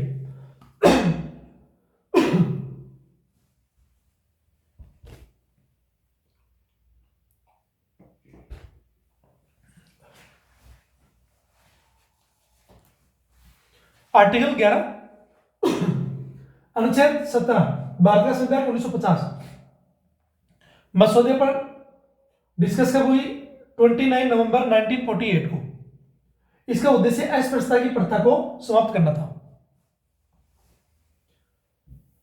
विधानसभा ने सर्वसम्मति से मसौदा अनुच्छेद का समर्थन कर दिया, इसलिए बहस संक्षिप्त रही। हालांकि अस्पृश्यता शब्द के दायरे को लेकर कुछ भ्रम था। एक सदस्य ने इस शब्द की परिभाषा स्पष्ट करने के लिए एक संशोधन प्रस्तावित किया। इसमें इसे जाति और धर्म आधारित अस्पृश्यता पर स्पष्ट रूप से लागू किया गया। सदस्य ने तर्क दिया कि एक अपरिभाषित शब्द प्रावधान की गलत व्याख्या का कारण बन सकता है। दूसरे सदस्य ने संशोधन का समर्थन करते हुए कहा कि यदि अस्पष्टता शब्द को ठीक ठीक से परिभाषित नहीं किया गया तो मसौदा अनुच्छेद की व्याख्या इस प्रकार की जा सकती है कि सरकार को संक्रामक रोगों से ग्रसित व्यक्तियों के संगरोध को विनियमित करने से रोकता है। इसका मतलब यह है, इसका बेस्ट एग्जांपल है कोरोना का समय, जब वायरस इतना फैल चुका था और घर घर तक, प्रत्येक व्यक्ति तक लगभग इसकी पहुंच बन चुकी थी। तो आप जब देख रहे हैं तो घर में एक पर्टिकुलर घर के अंदर एक परिवार के सदस्य एक दूसरे को टच नहीं कर रहे हैं। यदि अगर इसके ऊपर अगर मान लो कि कोई केस करें तो फिर उसके लिए दिक्कत हो जाएगी। तो इसके लिए यह बात कही गई है कि यदि कुछ ऐसा संक्रामक रोग जो एक व्यक्ति से दूसरे व्यक्ति में फैलता हो या एक व्यवस्था से दूसरी व्यवस्था में ट्रांसफर होता हो, चाहे वो जीवों को लेके हो या फिर वो व्यक्ति मानव किसी कोई भी हो, अगर वो ऐसा होता है और उससे अगर उससे जनहानि होती है तो उसके लिए राष्ट्र क्या करता है, नेशन सिक्योरिटी और लोगों के हितों के लिए कुछ ऐसे प्रावधान कर सकता है कि यदि कोई कहे कि इस व्यक्ति ने मुझे टच करने से मतलब जो मेरे अधिकार है उसको नुकसान पहुंचाया है, तो वो कह सकता है इस मामले में कि राज्य की व्यवस्था है ये कि आप क्या कर सकते हैं, लोगों के हितों के लिए, क्योंकि एक आदमी का हित नहीं जुड़ा हुआ इसमें, उसमें संपूर्ण राष्ट्र को शामिल किया गया है, या फिर एक पर्टिकुलर क्षेत्र को जहां पर अगर ऐसी समस्या हो तो अधिकतम लोगों का जो कॉन्सेप्ट है उसको ध्यान में रखते हुए यह व्यवस्था ऐसी कर सकती है, जिसमें क्या होता है कि रिस्ट्रिक्शंस लगाए जा सकते हैं। तो कोरोना का सबसे बढ़िया एग्जाम्पल है। इसमें आगे बढ़ते हैं। इन चिंताओं के बावजूद विधानसभा ने प्रस्तावित संशोधनों को अस्वीकार कर दिया और मसौदा अनुच्छेद उसी दिन पारित कर लिया। आर्टिकल 17 वही चीजें हैं जो मैंने बता दी आपको कि इसमें उन्मूलन की बात की गई, दंड का प्रावधान करने की बात हुई, इसके लिए दायरा रखा गया कि जाति और धर्म पर आधारित कोई भेदभाव नहीं होना चाहिए, सामाजिक समानता और मानवीय गरिमा सुनिश्चित करना इनका उद्देश्य है। कानूनी ढांचा और परिवर्तन, नागरिक अधिकार संरक्षण अधिनियम क्या आप नागरिक हैं, देखिए नागरिक अधिकार संरक्षण अधिनियम 1955 क्या कहता है, पीसीआर अधिनियम पूर्ववर्ती अस्पृश्यता अपराध अधिनियम में संशोधन करते हुए यह कानून अस्पृश्यता से संबंधित अपराधों के लिए कठोर दंड का प्रावधान करता है, जिसमें सामाजिक बहिष्कार, सार्वजनिक सुविधाओं से वंचित करना, अमानजनक कार्यों को करने के लिए मजबूर करना होता है ना। पर्टिकुलर आप जब ग्रामीण क्षेत्रों में या कहीं पर भी जाते हैं तो पर्टिकुलर किसी एक सोसाइटी के लोग वो ग्रामीण क्षेत्रों में, शहरों में क्या करते हैं, वो साफ सफाई का काम करते हैं, जबकि सबको पता है इस बात का, पढ़े लिखे हो नहीं पढ़े लिखे हो सभी लोगों को इस चीज का पता है कि वही लोग क्या कर रहे हैं जो साफ सफाई का काम कर रहे हैं, नालियों को साफ कर रहे हैं, कचरा ढो रहे हैं, मेला ढो रहे हैं, सारी सब चीजें कर रहे हैं। अब वो इस राष्ट्र के पर्यावरण संरक्षण, इसके अलावा साफ सफाई स्वच्छता का ध्यान रख रहे हैं, और हम लोग स्वयं क्या करते हैं, उनके साथ अनटचेबिलिटी वाला काम करते हैं कि वो क्या करते हैं, मेला ढो रहे हैं, गंदगी कर रहे हैं। यदि मान लेते हैं कि वो ऐसा करना बंद कर दें, वो ऐसा करना बंद कब कर सकते हैं, यदि वो आज भी उनमें जो लिटरेसी रेट है, एजुकेशन का जो दायरा है वो बहुत कम है। आप सोचिए वो कितना ह्यूमिलिएट होता होगा यदि उनका कोई बच्चा स्कूल्स में जाता होगा और उनको पर्टिकुलर ये कहा जाता है कि ये साफ सफाई करने वाले लोग हैं, इनके साथ बैठ नहीं सकते, खाना नहीं खा सकते। भले आप किसी भी मंदिर में जाइए, मस्जिद में जाइए, चर्च में जाइए, गुरुद्वारा जाइए, आप कहीं पर भी जाइए, पर जो मन के अंदर भाव अगर वो सही नहीं है तो आप इस धारा को कभी आगे बढ़ा ही नहीं सकते, क्योंकि आपके मन के अंदर वो चीजें बैठी हुई है, उसको तोड़ना बहुत उसको क्रैक करना जरूरी है। और इसको क्रैक करने के लिए सबसे पहले जो अपनी सोच है उसके आधार को चेंज करना पड़ेगा। उसके अंदर हमारी भूमिका होनी चाहिए कि यदि उसका काम, वो उसका पर्टिकुलर प्रोफेशन नहीं है, सरकार ने उसको नियुक्ति नहीं दी उस चीज के लिए, जबकि गवर्नमेंट को उनके लिए एक विशेष प्रावधान करना चाहिए। सामाजिक न्याय की बात करते हैं, लेकिन सामाजिक न्याय के रास्ते में वो अभी भी बहुत दूरी तक उनको देखने को मिलता है। जब भी समाज, सोसाइटी में, राज्य में, कहीं पर भी जब साफ सफाई की बात आती है तो हम लोग उन्हीं का नाम लेते हैं कि उनको बुला के लेके आओ और वो क्या करेंगे, साफ सफाई कर देंगे। क्यों? क्वेश्चन चिन्ह नहीं लगना चाहिए ये कि समस्या मतलब कचरा हमने फैलाया है, अस्वच्छता हमने पैदा की है और स्वच्छता का आधार हम उन पे रखते हैं और उन्हीं के ऊपर हम लोग बाउंडेशन लगाते हैं और उनके साथ अनटचेबिलिटी वाला क्या करते हैं, बिहेव करते हैं। तो समस्या उनके अंदर नहीं है, समस्या अपने अंदर है, उसको सुधारने की जरूरत है। ऐसा इन सारी चीजों को कौन चीजें दूर कर सकती है? एजुकेशन। लेकिन एजुकेशन का जो दायरा है वो सिर्फ किताबों तक सीमित नहीं होना चाहिए। इनको हमने क्या कर दिया, लिमिट में कर दिया। एग्जाम पॉइंट ऑफ व्यू से पढ़ना होता है, जबकि ग्राउंड लेवल पे ऐसा नहीं है। हम इसको जो पारिवारिक स्तर है, व्यक्तिगत, सामूहिक, पारिवारिक, सामाजिक, इन सारे स्तरों के ऊपर हम लोगों को इसकी अप्रोच को बढ़ाना पड़ेगा। जब हम इन सभी को इसमें इंक्लूड करेंगे तब वहां पर समावेशन होगा, इंक्लूसिव जो डेवलपमेंट है वहां की बात होगी। और उनको उठाने के लिए जो उनका इकोनॉमिक डेवलपमेंट है वो करना पड़ेगा। जब इकोनॉमिक डेवलपमेंट होगा तो उससे क्या होगा, उनका जो पॉलिटिकल डेवलपमेंट है वो ऑटोमेटिक होगा, क्योंकि राजनीतिक जो चीजें हैं उनमें उनकी भागीदारी सुनिश्चित होने लग जाएगी। अगर इकोनॉमिक डेवलपमेंट और पॉलिटिकल डेवलपमेंट होगा, आर्थिक और राजनीतिक, तो उससे क्या होगा, उनके जो सामाजिक डेवलपमेंट है वो सुनिश्चित होगा। हाथ में पैसा आएगा तो वो बेहतर शिक्षा ले लेंगे, बेहतर स्वास्थ्य चीजें मिलेगी, बेहतर रोजगार में पार्टिसिपेट करेंगे, अच्छी एजुकेशन होगी तो अच्छा प्रोफेशन चुनेंगे। ऐसा नहीं कि वो प्रोफेशन खराब है, प्रोफेशन खराब नहीं है, समस्या हमारे दिमाग में है और हमारी धारणा में है, समस्या उस प्रोफेशन में नहीं है। वो तो इस राष्ट्र को स्वच्छ करने में लगे हुए हैं, दायरा सोच का है। तो हम लोग, ये एक पॉइंट नहीं है, ये बहुत बड़ी बात है। ये आज हमको कोई व्यक्ति कुछ कह देता है तो हम 2 मिनट में किसी चीज को आधार बना के बात को कहीं का कहीं लेके चले जाते हैं कि मुझे किसी व्यक्ति ने कुछ कह दिया ऐसा, या किसी आधार पर कोई डिस्क्रिमिनेशन की कोई बात है वो मजाक में भी कह दी, लेकिन वो व्यक्ति जो इस दायरे में बंधा हुआ है वो आम लोगों के दायरे में वो कनेक्ट नहीं हो पाता, वहां उनको एक दायरे से बाहर रखा जाता है। आप देख रहे हैं बहुत सारी चीजें हैं, ये मेरे बताने की जरूरत नहीं है, आप सब जानते हैं। जब आप इस चीज को फील करेंगे कि हाँ ऐसा होता है मेरे आसपास में, लेकिन आप उसके लिए कर क्या रहे हैं? आप बात भी नहीं कर सकते उसके लिए। चलिए आगे पढ़ते हैं हम लोग। तो राज्य का क्या दायित्व है कि वो अगर ऐसा कोई दंड का, अगर कोई ऐसा काम करता है तो उनके लिए दंड की प्रावधान करता है। दूसरा, उनको उन चीजों से दूर करने के लिए कुछ उनके लिए व्यवस्था करता है।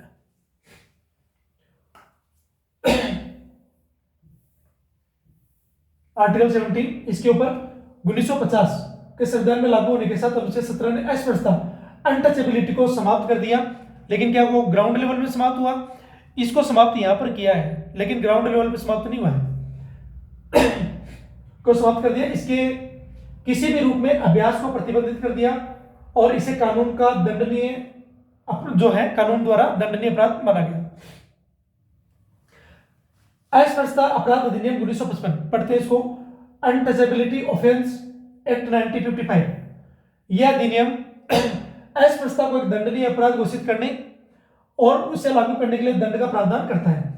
नागरिक अधिकार संरक्षण अधिनियम 1955 क्या कहता है? Protection of civil rights act 1955।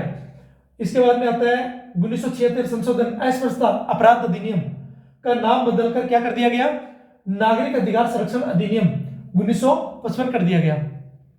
इसमें कई महत्वपूर्ण बदलाव किए। इसमें क्या गया? दंड का जो प्रावधान था उसको बढ़ाया गया, उसके रिस्ट्रिक्शंस को बढ़ाया गया और सार्वजनिक सेवकों की जो जवाबदेही है वो तय की गई, सिविल सर्वेंट्स की। संबंधित अन्य कानून जो अस्पृश्यता से जुड़े हुए हैं, एससी एसटी अत्याचार निवारण अधिनियम 1989, SC ST prevention of atrocities act 1989, यह अधिनियम अनुसूचित जातियों और जनजातियों के खिलाफ किए गए विशिष्ट अत्याचारों, अस्पृश्यता के आधार पर किए गए अपराधों सहित के लिए कड़े दंड का प्रावधान करता है।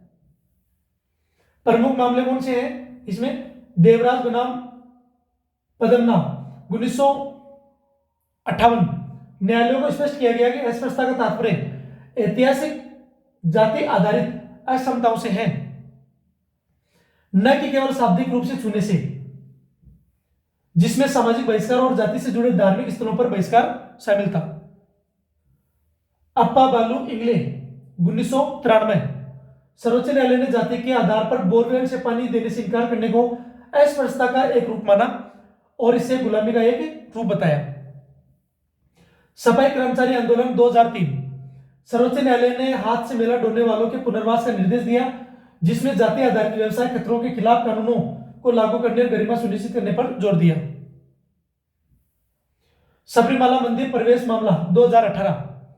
न्यायमूर्ति डी.वाई.वी. चंद्रचूड़ ने अनुच्छेद 17 के दायरे को बढ़ाते हुए इसमें लिंग आधारित बहिष्कार, मासिक धर्म वाली महिलाओं को पवित्रता अशुद्धता की धारणाओं के तहत शामिल किया गया। इसे भेदभाव और सामाजिक बहिष्कार से जोड़ा गया।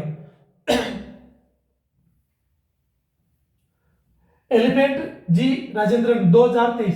मद्रास उच्च न्यायालय ने अनुच्छेद 17 का बहिष्कार करते हुए इसमें अनुष्ठानिक शुद्धता अशुद्धता पर आधारित सभी सामाजिक बहिष्कार को शामिल किया, जो सबरीमाला व्याख्या के अनुरूप है। आर्टिकल 18 उपाधियों का उन्मूलन। कोई उपाधि जो सैन्य या शैक्षणिक विशिष्टता न हो, राज्य द्वारा प्रदान नहीं की जाएगी। इसका मतलब समझ लेते हैं एक बार, चलो पढ़ लेते हैं एक बार। भारत का कोई भी नागरिक किसी विदेशी राज्य से कोई उपाधि स्वीकार नहीं करेगा। जो टाइटल्स मिलते हैं वो स्वीकार नहीं कर सकता। कोई भी व्यक्ति जो भारत का नागरिक नहीं है, राज्य के अधीन लाभ या विश्वास का कोई पद धारण करते हुए राष्ट्रपति की सहमति के बिना किसी भी विदेशी राज्य से कोई उपाधि स्वीकार नहीं करेगा। अब राष्ट्रपति लिखा हुआ है यहाँ, अब अगर मान लो वो कभी ऑप्शन देता है तो यहाँ प्रधानमंत्री लिख सकता है। राज्य के अधीन लाभ या विश्वास का कोई पद धारण करने वाला कोई भी व्यक्ति राष्ट्रपति की सहमति के बिना किसी भी विदेशी राज्य से या उसके अधीन किसी भी प्रकार का उपहार, पारिश्रमिक और पद स्वीकार नहीं करेगा। इतिहास में आप देखते हैं जो लॉर्ड्स मिलता था, सर की उपाधि मिलती थी, जो भी चीजें हैं वो यहाँ नहीं होगी, क्योंकि फिर इक्वल ट्रीट नहीं होता बाद में। इसलिए जब समानता की बात कर रहे हैं तो सबको इक्वल देखना चाहिए। लेकिन कुछ जो आप देखते हैं ये टाइटल्स हैं, जो ये रिवार्ड्स मिलते हैं, अवार्ड वगैरह, पद्मश्री, पद्म विभूषण, तो ये क्या है कि योग्यता का आधार है। ये आर्टिकल 12 भारतीय संविधान का मसौदा 1948। हम 18 पढ़ रहे हैं लेकिन इसकी बात कहाँ हुई है? आर्टिकल 12 में। राज्य द्वारा कोई, देखो राज्य की बात हुई है क्योंकि राज्य की परिभाषा में कौन शामिल होगा? उनकी बात। कोई उपाधि प्रदान नहीं की जाएगी। भारत का कोई भी नागरिक किसी विदेशी राज्य से कोई उपाधि स्वीकार नहीं करेगा। जो मैंने बताया वही चीज है इसमें।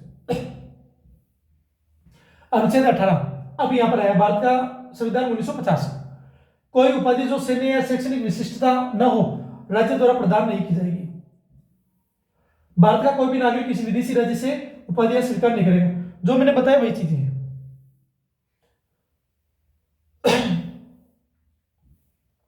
अनुच्छेद 12 अनुच्छेद 18 के मसौदे पर 30 नवंबर और 1 दिसंबर 1948 को डिस्कस हुई। उपाधियों के प्रदान करने और मान्यता प्रदान करने की जो प्रथा थी उसको क्या कर दिया गया? समाप्त कर दिया गया। मसौदा समिति के एक अध्यक्ष ने स्पष्ट करने के लिए कहा कि संशोधन प्रस्तावित किया सैन्य और शैक्षणिक विशिष्टताओं से संबंधित उपाधियों मसौदा अनुच्छेद के दायरे से बाहर है। इसे सभा ने बिना किसी बहस के स्वीकार कर लिया।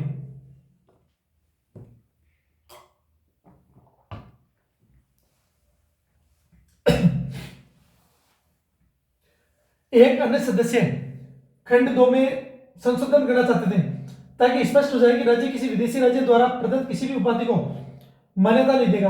उन्होंने तर्क दिया कि अपने वर्तमान स्वरूप में मसौदा अनुच्छेद केवल एक भारतीय नागरिक को उपाधि स्वीकार करने से रोकता है, लेकिन राज्य को उससे मान्यता देने से नहीं रोकता।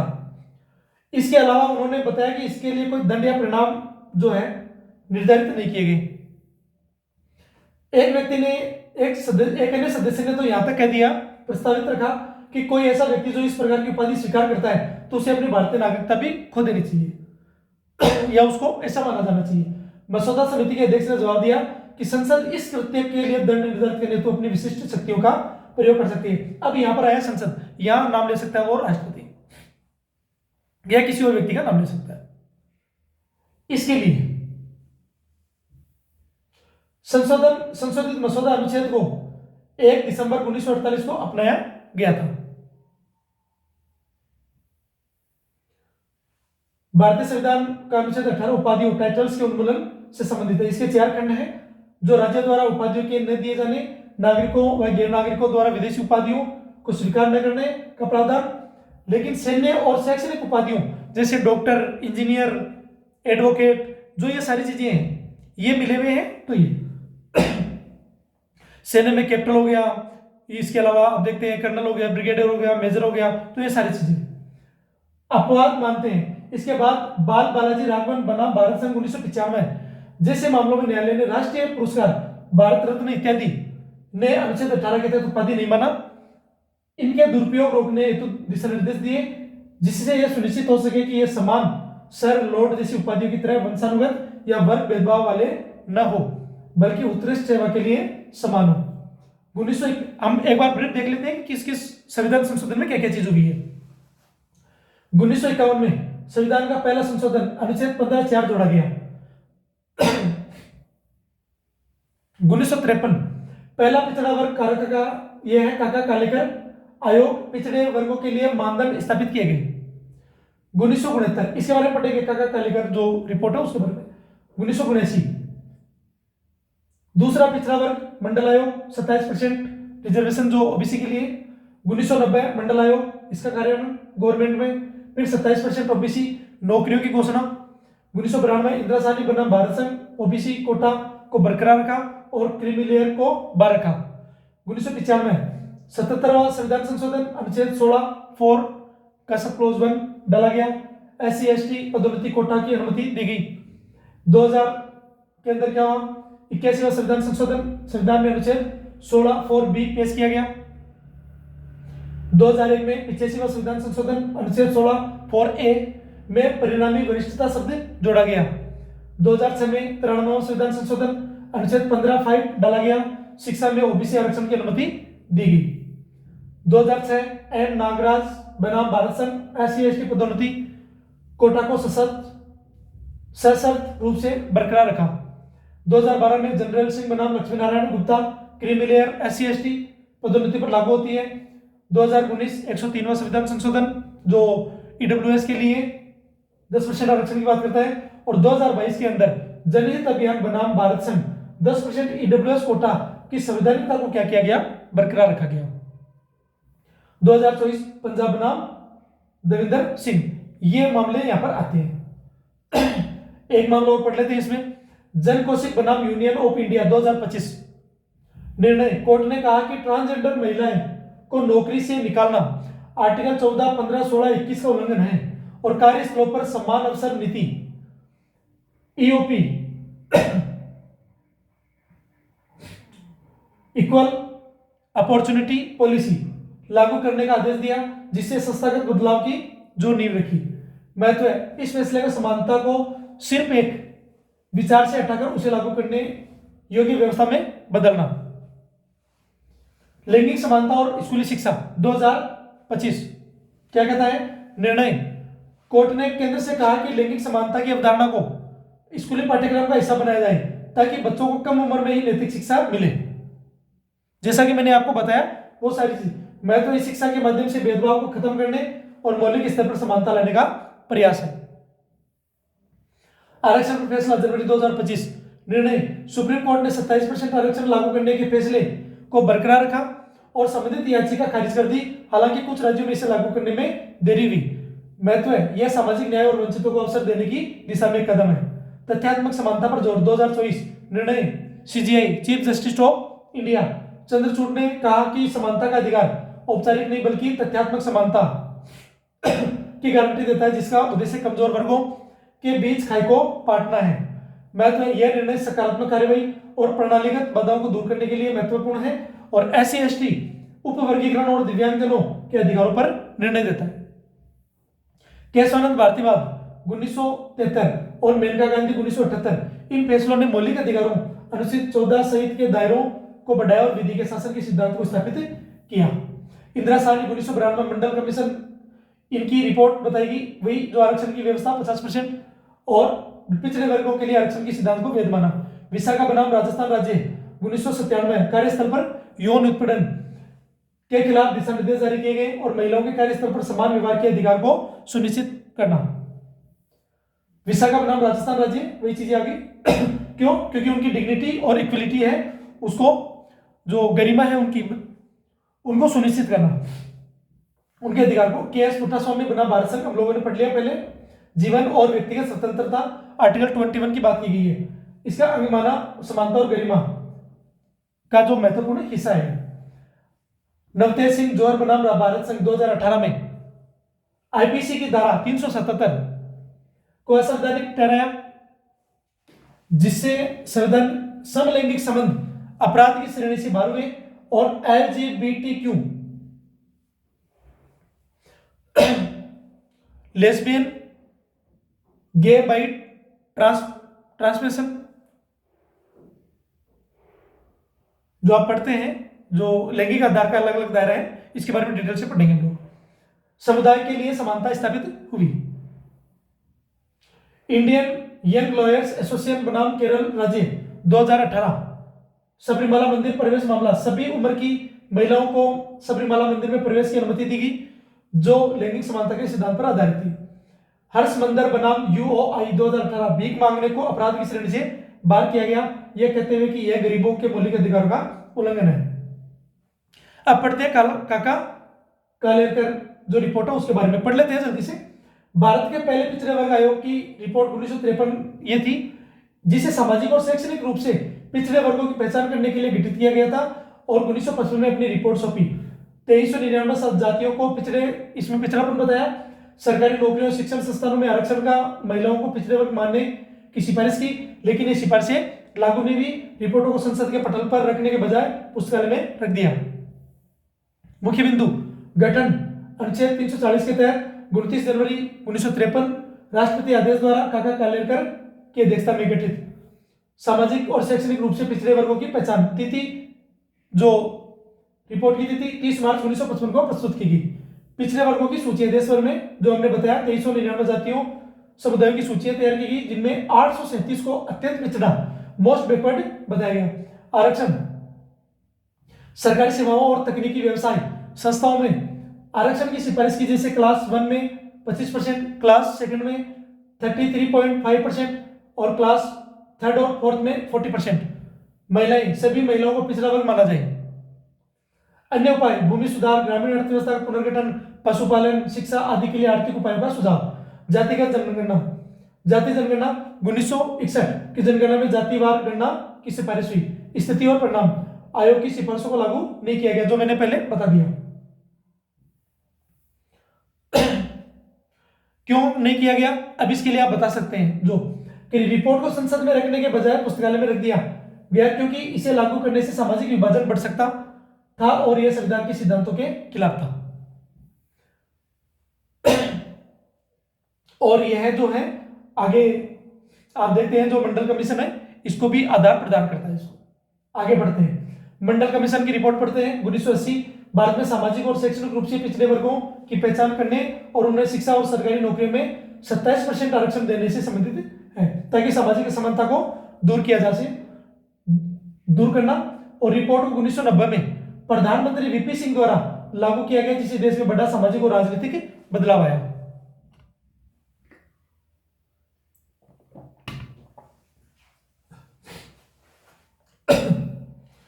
मंडल आयोग क्या था? 1979 में जनता पार्टी सरकार ने बीपी मंडल की अध्यक्षता में 1979 में दूसरा पिछड़ा वर्ग आयोग, मंडल आयोग का गठन किया गया। इसका काम भारत में सामाजिक और शैक्षणिक रूप से पिछड़े वर्गों की पहचान करना और उसके उत्थान के लिए सुझाव देना। मुख्य सिफारिशें 27% आरक्षण सरकारी नौकरियों और शैक्षणिक संस्थानों में ओबीसी के लिए 27% आरक्षण की सिफारिश की।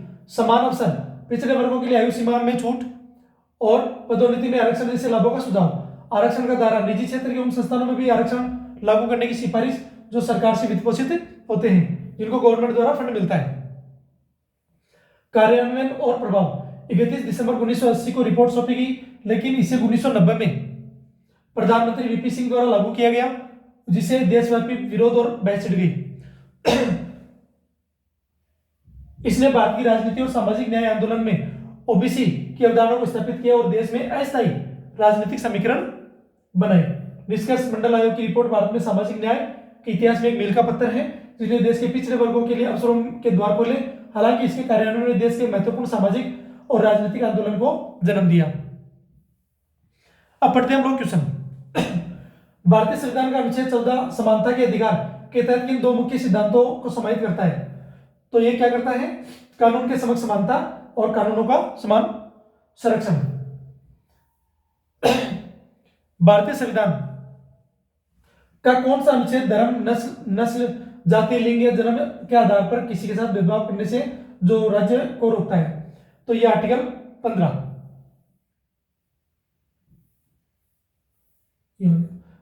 सार्वजनिक रोजगार के मामलों में अवसर की समानता की गारंटी संविधान के किस अनुच्छेद द्वारा दी गई है? तो आर्टिकल 16। भारतीय संविधान के तहत अस्पृश्यता, अनटचेबिलिटी का उल्लंघन किस अनुच्छेद के तहत किया गया? 17 था। इसके अभ्यास पर प्रतिबंध लगाता है 17 पे।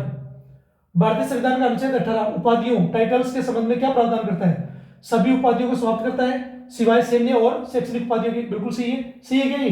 देखते हैं। केवल ब्रिटिश युग की उपाधियों को समाप्त करता है? नहीं। सभी प्रकार की उपाधियों को समाप्त करता है? नहीं। राज्यों को नई उपाधियां प्रदान करने की अनुमति देता है? ऐसा भी नहीं है। ये आंसर सही है। आर्टिकल 14 में कानून के समक्ष समानता का सिद्धांत किस देश से संविधान से है? कानून के समक्ष समानता तो ब्रिटेन है, यूके, यूनाइटेड किंगडम। ये समानता का अधिकार अनुच्छेद 14 से 18 भारतीय संविधान के किस भाग में निहित है? भाग 3 में, अनुच्छेद 14 से लेकर 18 में। मौलिक अधिकार अनुच्छेद 15(4) और अनुच्छेद 15(5) के तहत राज्य को सामाजिक और शैक्षणिक रूप से पिछड़े social and educational backward class के लिए विशेष प्रावधान करने की अनुमति देता है। यह किस सिद्धांत का अपवाद है? आर्टिकल 15 के तहत भेदभाव का पूर्ण निषेध। भारतीय संविधान का समानता का अधिकार अनुच्छेद 14-18 किस सिद्धांत पर आधारित है और यह किस प्रकार के अपवादों की अनुमति देता है? खासकर सामाजिक न्याय के संदर्भ में। यह केवल कानून के समक्ष समानता पर जोर देता है, जिसे राज्य किसी भी वर्ग के लिए विशेष प्रावधान नहीं कर सकता। यह सभी नागरिकों के साथ समान व्यवहार अनिवार्य है, चाहे किसी भी सामाजिक स्थिति कुछ भी हो। ऐसा तो नहीं है।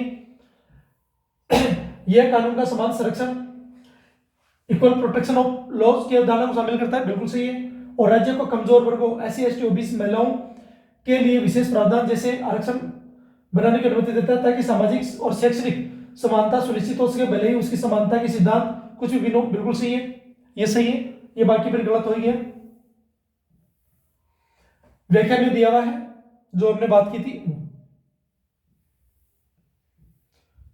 अनुच्छेद ये क्वेश्चन 10, निम्नलिखित में से कौन सा कथन भारतीय संविधान के अनुच्छेद 14 से 18 के समानता के अधिकार की अवधारणा और उसके दायरे का सबसे सटीक रूप से दर्शाता है?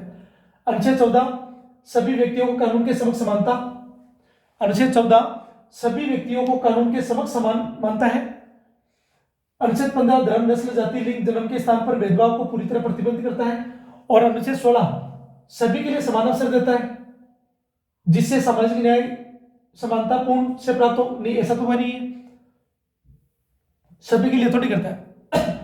अनुच्छेद 14 कानून के समक्ष समानता, यह तो सही है। कानूनों का समान संरक्षण प्रदान करता है। अनुच्छेद 15 सार्वजनिक स्थानों पर पहुंच के आधार पर भेदभाव रोकता है। अनुच्छेद 16 सार्वजनिक रोजगार में अवसर के जो समानता सुनिश्चित करता है। अनुच्छेद 17 स्पर्शता को समाप्त करता है। और अनुच्छेद 18 जो है सेना और शिक्षा से संबंधित उपाधियों को छोड़कर सभी उपाधियों को समाप्त करता है। ये सही है। ये आपका कंप्लीट हो गया है। यहाँ पर फंडामेंटल राइट, ये फंडामेंटल राइट में जो समानता का अधिकार है वो कंप्लीट हुआ है। तो हमने इसके बारे में डिटेल से चर्चा की है। इसमें जो डिटेल है वो ऐसे हम लोग धीरे धीरे इसमें बढ़ते जाएंगे। जैसा कि मैंने आपको पहले भी कहा था कि हम भागेंगे नहीं, चीज़ों को समझना है, समझते हुए आगे जाना है। इसमें बहुत सारी चीज़ें छुपी हुई है, एक एक आर्टिकल के अंदर बहुत सारी चीज़ें हुई है। मुझे ज़्यादा जरूरत थी समझाने की, मैंने वो सारी चीज़ें समझा दी। ये जो अब है स्वतंत्रता का अधिकार, अनुच्छेद 19, 20, 21 और 22, ये हम नेक्स्ट वीडियो में पढ़ेंगे। इसके अलावा जो फिर उसके बाद में शोषण के विरुद्ध अधिकार है, फिर हम लोग जो धार्मिक स्वतंत्रता का अधिकार है, फिर बाद में अल्पसंख्यक और जो संस्कृति वाला है वो और पढ़ लेंगे। तो यहाँ और उसके बाद में जो बाकी के और रह गए उनको और पढ़ लेंगे, तो कंप्लीट हमारा उसके बाद में जो नेक्स्ट वीडियो होगा उसमें होगा, लेकिन पढ़ेंगे डिटेल से। इस पूरे वीडियो को ध्यान से पढ़िए, समझिए आराम से, इत्मीनान से। मैंने जो चीजें आपको बताई है, जो इसमें बात की है, उस चीज को गौर करिए। हमने वो चीजें दी है, वो आगे ऐसा गलत नहीं हो किसी के साथ में। तो अब हम लोग इसको यहीं रोकते हैं। फिर भी मैं बता देता हूं, ये जो टेस्ट सीरीज है 85,158, अभी 8% टेस्ट है, इसमें टेस्ट पेपर हैं और क्वेश्चन तो बहुत सारे हैं। आप अपनी सुविधा के अनुसार इसको ले सकते हैं। और जो एप्लीकेशन है इसके बारे में मैं 1-2 दिन में और बता दूंगा। जो एप्लीकेशन प्ले स्टोर पे आएगा उसमें तुरंत टाइम लग गया है, तो जैसे वो आता है तो मैं इसके बारे में बता दूंगा। और नहीं तो आप डायरेक्ट भी क्या कर सकते हैं, मुझसे कॉन्टेक्ट कर सकते हैं और जो टेस्ट सीरीज है वो ले सकते हैं। अभी जो गवर्नमेंट की वैकेंसियां हैं काफ़ी सारी, आप उसमें ट्रायल दे सकते हैं, आराम से एग्जाम का प्रैक्टिस कर सकते हैं तब दबा के। और जो कंटेंट दे रहा हूँ ये अभी फिलहाल नहीं, लेकिन जब एक टेलीग्राम ज्वाइन होगा और जो प्ले स्टोर का सिस्टम होगा तो सारा कनेक्टिविटी के बाद में फिर इसको डाल देंगे। Thank you.